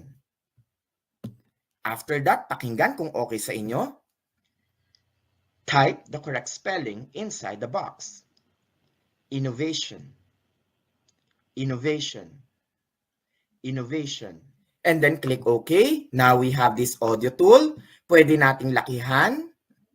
Kinakailangan lamang po ay sanayin natin ang ating mga mag-aaral sa paggamit po ng tool na ito. Pwedeng common na nakalagay dito sa itaas, kagaya ng aking nabanggit kanina, o kung sakaling saan nyo man pwedeng ilagay, basta kinakailangan ay ma-practice natin ang ating mga learners how to do it. And then on top, huwag kakalimutan to type the correct spelling o yung ating hinahanap na sagot. Sabi ko, innovation. Pag i-delete itong box na nandito, yung imaginary na box na nasa taas, sapagkat dyan natin ilalagay ang tamang sagot. Now, let's maximize it in slideshow. Pakinggan natin. Type the correct spelling inside the box. Innovation. Innovation. Innovation. So I'm going to type the word innovation. I-N-N-O-V-A-T-I-O-N. Yan yung correct spelling. Eh what if na mali ng spelling yung bata? Tignan ninyo, pag-click ng next button, sasabihin niya, wrong answer, try again. And it will not proceed unless they got the correct answers. It's like a practice mechanism for them to understand further an activity. Tandaan, it's just a matter how you design your PowerPoint. Kung dati ang PowerPoint ay plain presentation lang, gawin nating interactive para masuporta natin ang ating mga learners na kung saan ay minsan may difficulty sila sa paggamit ng internet. We have a lot of resources. Napakarami nating mga modules na quality assure. Why not slowly at a time, i-convert natin unti-unti ito sa pamamagitan ng ganitong format? It will be much more engaging to our learners. Okay? Click next. Mapupunta na siya sa susunod na item because we are already correct. Sana po ay nakuha natin ang konsepto. Now, moving on. We are at the next item. So, edit naman tayo ng panibagong konsepto. Sabi ko kanina, pwede tayo maglagay ng mga video tools. Alam naman natin na ang PowerPoint ay pwedeng mag-blend out talaga ng mga videos. So if ever you spotted a YouTube video or even a DepEd TV video na makakatulong sa inyong instruction, then you could blend it out.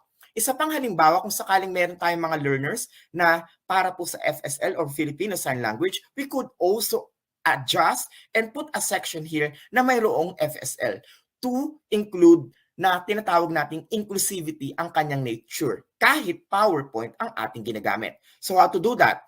Siyempre, dapat meron kayong video. Now we are actually in item number 4. Ito yung aking gagamitin. Papalitan ko lamang po ito. Ayan, ng tanong. Sino ang Amerikanong sundalo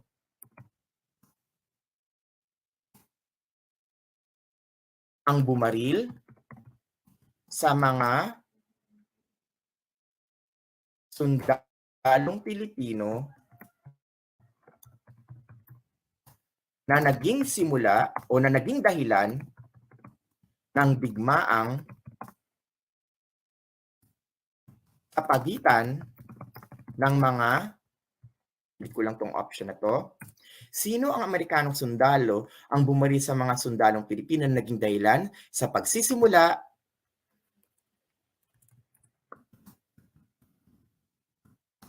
ng digmaan sa pagitan ng mga Pilipino at Amerikano? A. Insert media, insert video, and then search it in your device. Okay? Hanapin lamang po natin.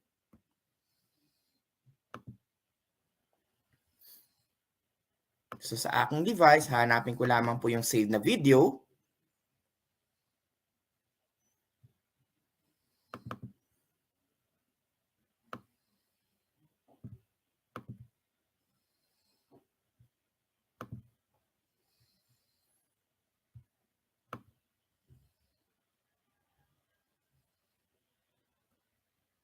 Hinahanap ko lang yung aking video files. Ayan. So ilagay po natin itong episode na ito. Okay. Pagkatapos nating malagay yung respective na video, medyo liitan ko lang siya kasi gusto ko napaka-interactive ng kalalabasan nito. So i-situate ko lamang po yung video sa area na madaling makita and then I'll adjust the text. Ayan. Pwedeng ganito. Ilagay ko siya sa taas. Etong video, ilagay ko dito sa bahaging ito. Medyo liliitan ko lang siya. Ayan. And then yung text box o yung active box natin, ilalagay ko lang siya sa bandang ibaba. Put it here. Ilagay natin tong linya na ito o yung box. Ayan. Yung parang linya doon sa ibaba.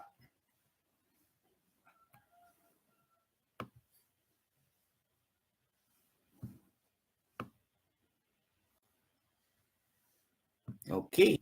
Next, yung button natin, medyo a-adjust ko siya. Ililipat ko lang siya dito sa susunod na bahagi. Ayan, para sa susunod. And then, I'll adjust the answer. I-edit ko lang. Ilalagay ko, William Grayson. Para yan yung ilalagay ng aking mga mag-aaral. Now, let's view it. Okay, dapat tama yung spelling. Let's maximize it. Sino ang Amerikanong sundalo ang bumaril sa mga sundalong Pilipino na naging dahilan sa pagsisimula ng digmaan sa pagitan ng mga Pilipino at Amerikano? As you could see, pwede nating i-click o i-play yung video.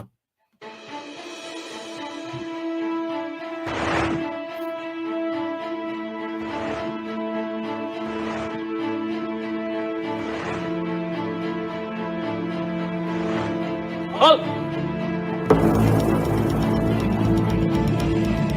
Hello!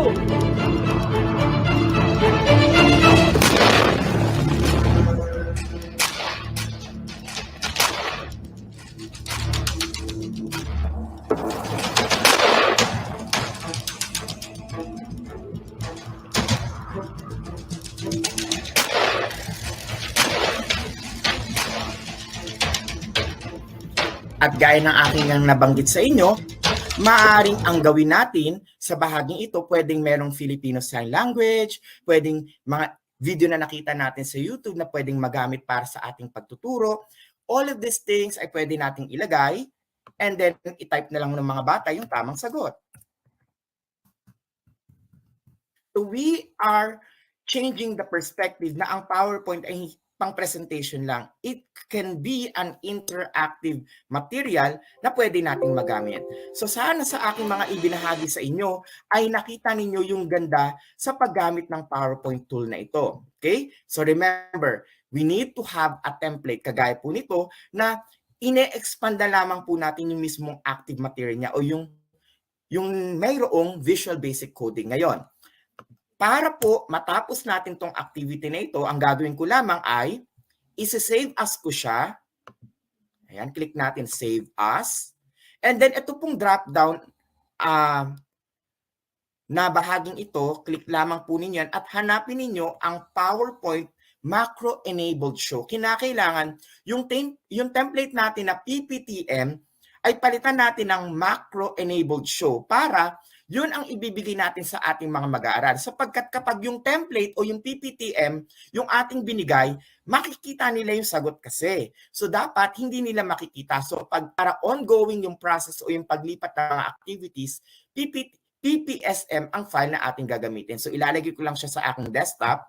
I'll use PPSM. Okay, lagay natin activity sample. Okay, lagay natin Techtalk. Ayan. Para at least alam niyo yung file. Hanapin lamang ninyo kung saan nyo yan inilagay. And then click Save button.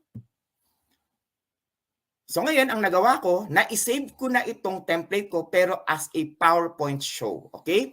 Yung macro-enabled. So, minimize ko lang ito. Ayan.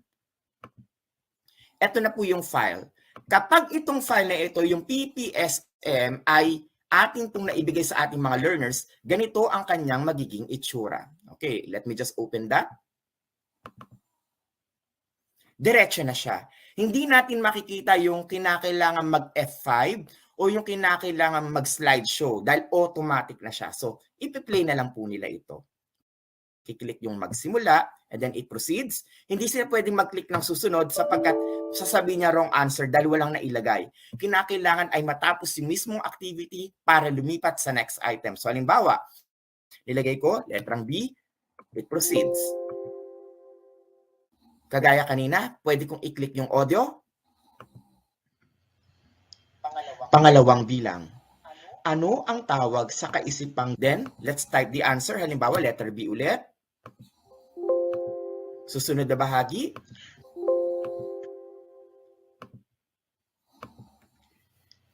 Type the correct spelling inside the box. Innovation. Innovation. Innovation. Sa pamamagitan nito, nakakreate tayo ng kahit na PowerPoint ang ating ginagamit, ay interactive pa rin ang mailalagay. May audio, may video, at nakakapag-type tayo dito sa ating activity.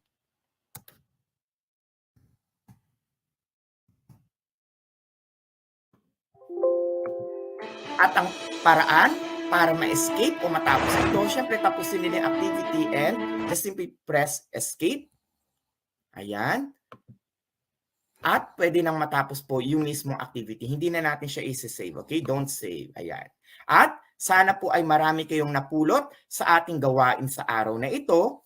So tandaan po natin ha, ang PowerPoint presentation na ating pong ginamit o ipinakita ay nagpapakita lamang siya ng tool o kaparaanan paano natin mamamaximize yung simpleng paggamit ng PPT tool.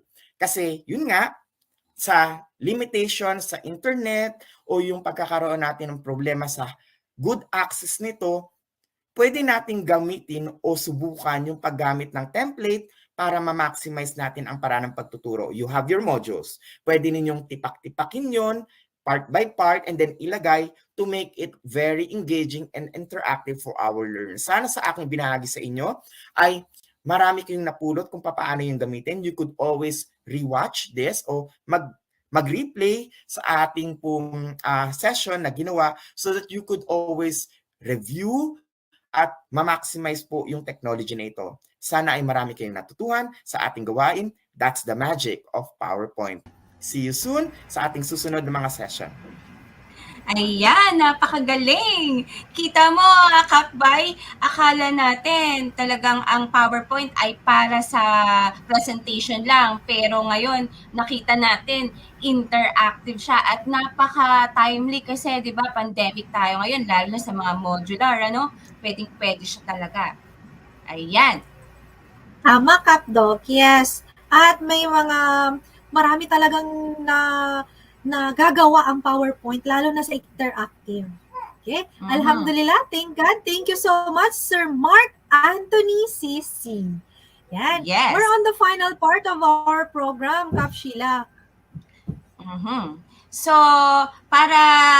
dahil sa napakaganda ng ating session ngayon, wag naman nating kalimutan, may mga updates si Microsoft. Kaya hayaan na natin na hayaan mo na tawagin ko, Kapbay, ang ating talagang napakagaling na na team leader sa Microsoft Education, Kap Madge. Talagang meron pang ano talaga eh, no?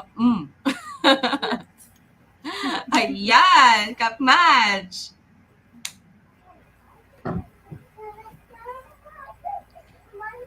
Oh, Minecraft.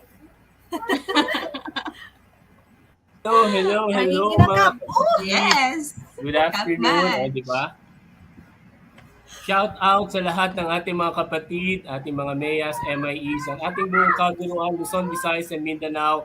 At shout out sa mga nagpapahinga kahit Sabado, nandito at kasama, sinamahan nyo kami sa ating Techtalk Session 2. At shout out din sa lahat ng mga nag-aaral, sinasabayan na ang ating episode ngayong hapon or team replay pagkatapos na inyong master's or masteral class or doctoral class, or kung kayo man ay nagtitesis tulad ko or nagda-dissertation, pero talagang saludo ko sa lahat ng ating mga guro. Pero deserve natin ng break tulad ng kahit dito na lang tayo sa bahay, kung rin ang summer look. Dahil ramdam na rin natin ang init ng summer. Di ba mga Kapshila, Kapbay? So again po, on behalf ng ating DepEd-EdTech, ginagawa lang po nating masaya ang Sabado.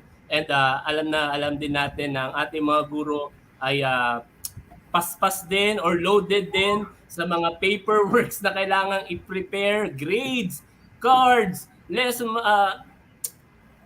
alam niyo na yun. Pero again, we deserve a break. So itong Saturday na to, muli po ay for our update sa ating certification and professional development at DepEd-EdTech, ay muli po ay kami ay nagpapasalamat sa mga umattend po ng ating episode for today, this Saturday. Ito po ay in participation po, in celebration po ng ating National Women's Month. So saludo po sa lahat ng ating mga kababaihan, sa ating mga nanay, ate, sa ating mga guro, mga ma'am, ating mga doktora, at kung ano man po profession po ninyo. Maraming salamat po sa ating mga empowered women. So ipagpatuloy po natin ang pagpapahalaga sa ginagampanan ng bawat kababaihan. Alright, so update lamang po, March 15 na po ang ating deadline sa ating Project 2417. At alam nyo ba na meron tayong more than 1,900 responses na sobra kaming na-overwhelm sa kagustuhan po ninyo ng ating mga EPP, TLE, TVL, ICT Empowerment Technologies teachers, dahil ang Project 2417 ay para po sa inyo. Alright, so at again po ay nagpapasalamat din po tayo sa mga teachers din natin na sumuporta sa ating pilot episode ng ating Cheers Day webinar series. So sobra kaming grateful po dahil umabot tayo ng 71,000 views lang naman, or 7.1 views lang naman at 17,000 reach. Wow! So that's our first episode po ng ating Cheers Day. Maraming salamat po sa ating mga nakitambayers natin sa very chill Thursday natin. So again po, ito ay handog ng ating certification and professional development dahil alam din natin na every Wednesday naman ay ang ating Dagugli Filipino. So maraming salamat. So lahat ng ating mga CPD offerings natin, headed by our none other than our Mami Weng, Mami Rowie, ay ino-offer po namin para sa inyo. Adobe at marami pang iba. Abangan nyo po yan. And of course po, ang ating ongoing na rin, nagkaroon na po tayo ng Level 1 MCE.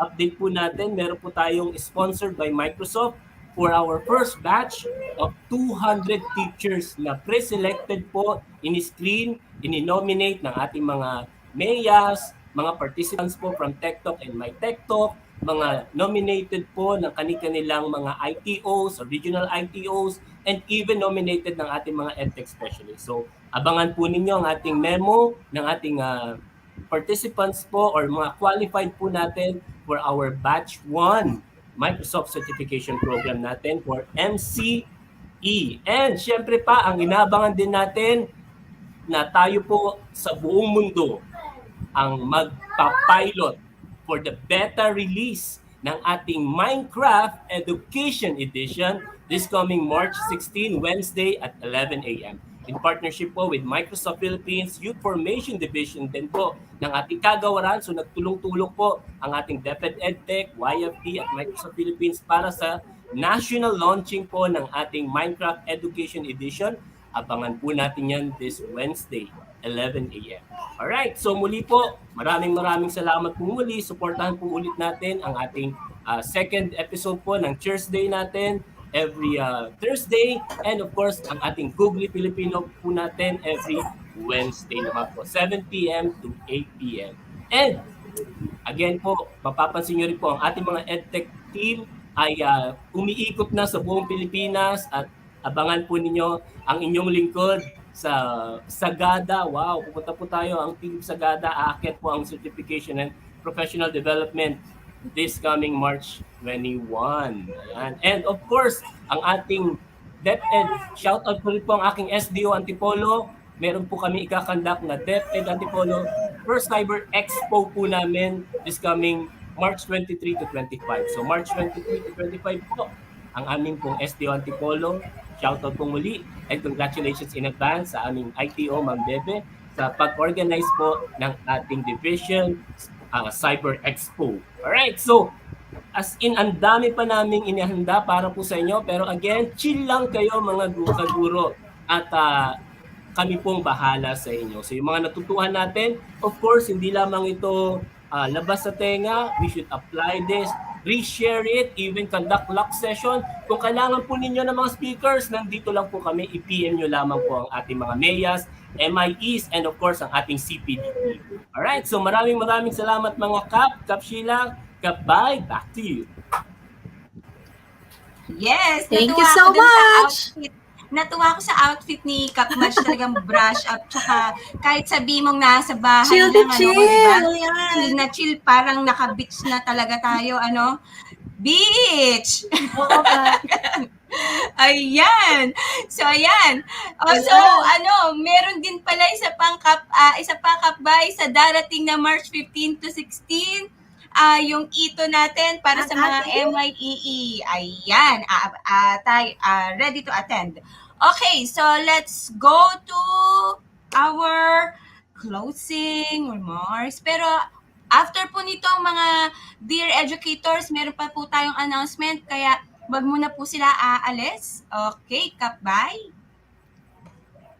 For us to give the closing remarks, we are pleased to have her, our Mommy Weng, Supervising Educational Technology Specialist, Team Leader ng Certification and Professional Development Strand, Miss Rowena A.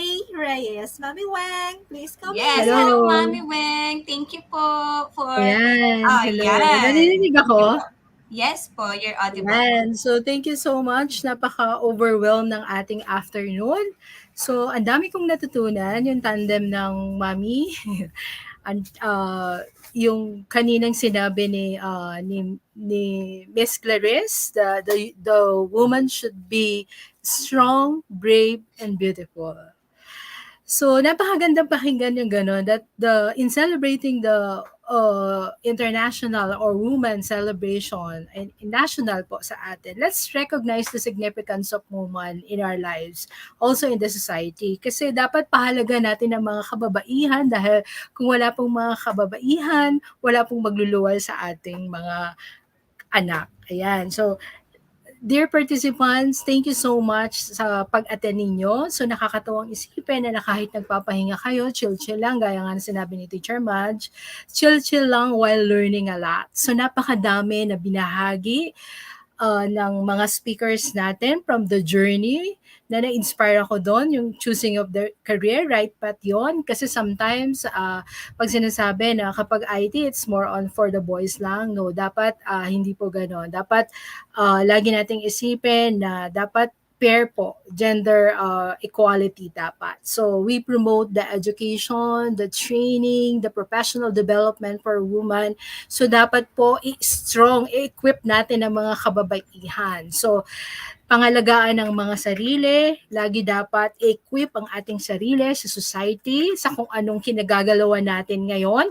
Teacher man kayo, nanay man kayo, o ano man yung inyong ginagawa, dapat po lagi tayong confident enough para po ibahagi yung ating mga kaalaman. Kasi naniniwala ako na ang mga babae, kababaihan, kaya yan sineselebrate kasi malaki ang impact na nagagawa nila sa ating bansa, sa ating nation o sa kabuuan ng ating bansa. Kaya nakakatuwa na rini-recognize natin ang mga kababaihan. So talagang nakakatuwang isipin with the partnership ng Microsoft and the EdTech, DepEd, talagang we celebrate women's life in terms of engaging, empowering women sa ating professional development like in IT industry. So, for that, thank you so much sa pag-stay ninyo. Tandaan natin, sabi nga ng speaker kanina, the second speaker, a success is the ability to go for one failure to another with nor less to enthusiasm. So lahat po ng success na nangyayari sa ating buhay, tandaan natin na pangalagaan ng ating sarili, gawin yung makapagpaligaya sa atin, pero dapat isaalang-alang natin ang mga kabutihang nagagawa ng mga kababaihan sa ating bansa. Ayan, for that, thank you so much. Thank you sa ating mga Thank you so much, Mami Weng. host. Thank you po, Mami Weng. Talagang, Thank you. Ayan. So, maraming salamat po sa pag-impart niyo po sa amin ng inyong napakalagang message para po, actually, hindi lang naman to para sa kababaihan no, kapbay, no? So, Sa lahat. ayan. Yes, of course. Para sa lahat.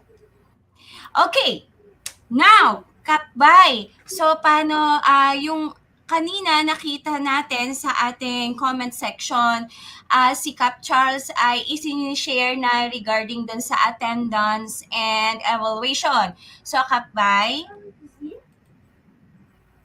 So, lahat ng ating online attendance, online participants na nandito po ngayon, kasama namin, maraming salamat po. Ayan, para po sa inyong attendance and evaluation, please, ito po ang ating QR code at nakapost na rin ang ating link para sa ating attendance and evaluation. So, hihintayin namin ang inyo pong mga sagot.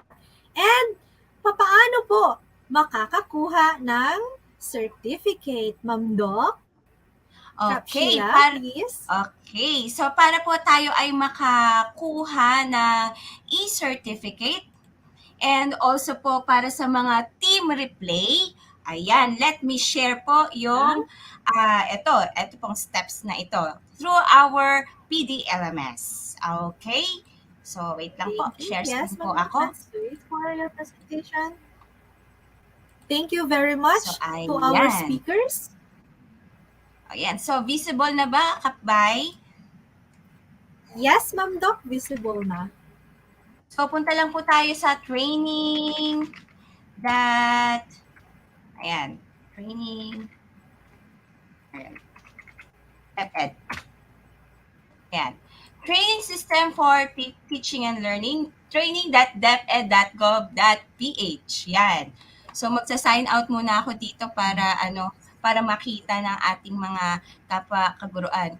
So, nandito po tayo sa training.deped.gov.ph. So, kapag may na-register po nila through Gmail, DepEd Gmail, so, yun po ang ating gamitin. Ito po ang aking gagamitin ay yung aking Microsoft DepEd account naman po. So, login using DepEd Commons. Ayan. So, dahil Microsoft po yung aking gagamitin, so ito po, choose ko po yung aking tenant, NCR2, then sign in. Okay. So, naka-automatic na yan kasi makakalimutan ako sa password. Ayan. So, login po ako sa aking account. Yes. And also, dito po tayo sa home. Hanapin po natin ang CPD. Ayan, baka malibat na naman ako. Ayan, yung ating certification and professional development. Ayan. So, dito po sa CPD natin, meron po dito makikita po nila yung Google Courses, Microsoft Courses, Adobe, Game-Based Web and Mobile, and also Microsoft Education. So, dito po tayo sa Microsoft Courses. Ayan. And dito na po ang ating Techtalk Session to Amplifying Women's Empowerment. Yay! So, ayan. So, sabi po dito, no enrollment key required. So, click lang po tayo. Ayan. So, pwede na po. Ayan. So, dito po natin, may ano rin po ito, meron na po itong quiz as what we had always syempre para makakuha po tayo ng ating certificate. So, ito po ay naka-open na po ito at nakita ko kanina may nakakuha na ng certificate may nag-comment na sa ating sa comment section. Ayan. Congratulations! Yeah. Okay. So, yan po. So, access na po tayo through our PDLMS. Meron po dyan yung after po nitong session, yung recorded po nito, nandyan po yan sa ating PDLMS. Sundin lang po natin yung ating instructions. Okay, Kapbay. Ayan. Thank you very much, Kapdoc. To our speakers, Miss Ann Garcia, Mrs. Soledad R. Taguibao, Miss Glenna A. Taguibao, Miss Mona de la Cruz, Miss Serena Galoy, and Mr. Mark Anthony Sisi. And also to our distinguished guest, Mr. Abram Y.C. Abanil and Miss Clarissa Segismundo. To our Mommy Weng, thank you so much. Sheila, So maraming salamat po sa mga laging umaantabay po sa aming programa. Monthly po ito, wag po sila magsasawa. So sa lahat-lahat po, sa buwan-buwan po talagang naghahatid po kami na talagang na ito po ay talagang para po sa mga kaguruan, no? Ayan po, hahatid po sa inyo ng Microsoft Education with your at your service, Kap Sheila, your EdTech specialist from SDO Marikina, and also EdTech specialist for Microsoft Education. Kapbay? This is your host, Kapbay from SDO Cotabato City. Isang napakagandang hapon sa ating lahat. Punong-puno ng wisdom, Ma'am Doc. Yes. So that's all. Thank you, Kap Madge, and to our Kap Charles, ayan, the Idol Teacher Technology Ambassador of Vigo City. Congratulations! Yes. Okay, next time po ulit. So, yung Thursday pa po natin. Every Thursday po yan. At yung next Tech Talk session po natin ay sa April. Okay, thank you very much po. Paalam! Bye. Paalam! See you, everyone. The world of work is changing. Jobs in every field are increasingly digital. And over 149 million new tech jobs are expected to emerge by 2025 in areas like software development, cloud, artificial intelligence, data science, and more. Education's role in preparing students to be future-ready has never been more important, and Microsoft is here to help. Introducing Microsoft Learn. It's a place where learning paths, curriculum, hands-on experiences, and certification come together to empower institutions, educators, and students. Educators can get access to ready-to-teach curriculum to introduce tech concepts to students and prepare them to pass Microsoft's industry-recognized certifications. They can also create customized learning paths with collections. Institutions can link the full Microsoft Learn catalog into their website or learning management system, creating bespoke assignments for students using the Microsoft Learn Catalog API or LTI app. Students can explore role-based learning paths to hone their skills in a variety of technologies. They'll learn from modules based on real-world scenarios get hands-on experience using the Microsoft Learn Sandbox and prepare themselves to earn Microsoft certifications in areas like Power Platform, data, cloud, security, and AI. Microsoft Learn is available in many different languages, and our content reflects the latest in technology to keep up to date with the pace of technological change. So institutions and educators can adapt to a fast-changing world, and students can keep imagining the possibilities. Start building a path on Microsoft Learn.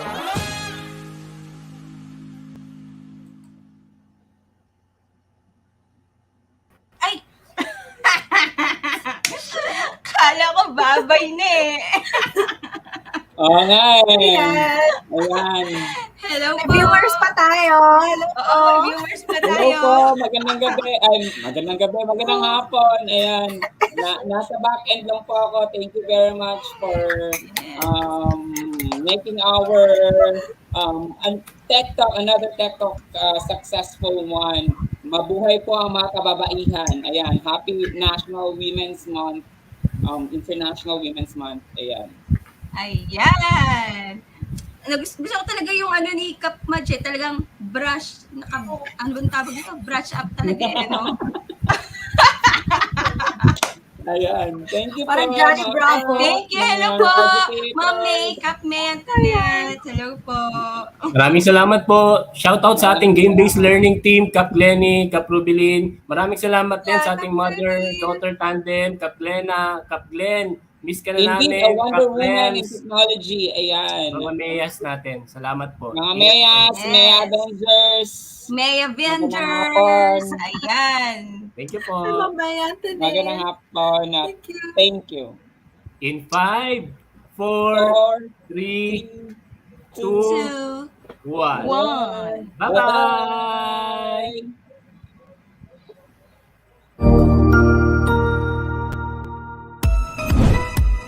Daghang salamat sa pagsama sa amin. Isa na namang makabuluhan at punong-puno ng kaalaman na talakayan ng ating mga Microsoft Education Experts tungkol sa epektibong paggamit ng teknolohiya para sa edukasyon. Sana ay marami tayong natutuhan sa araw na ito para sa ikauunlad ng ating mga sarili. Kaya ipagpatuloy lang ang pagsubaybay sa ating mga talakayan sa mga susunod nating My Techtalk webinar or training sessions for teachers and students. Dahil lamang ang may alam.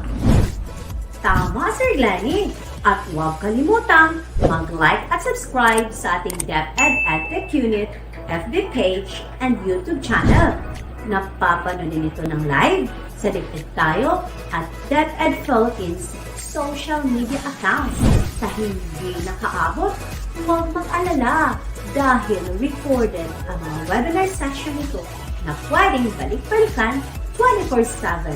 I-share mo na ang good vibes ng My Techtalk webinar. Kita-kits tayo sa susunod!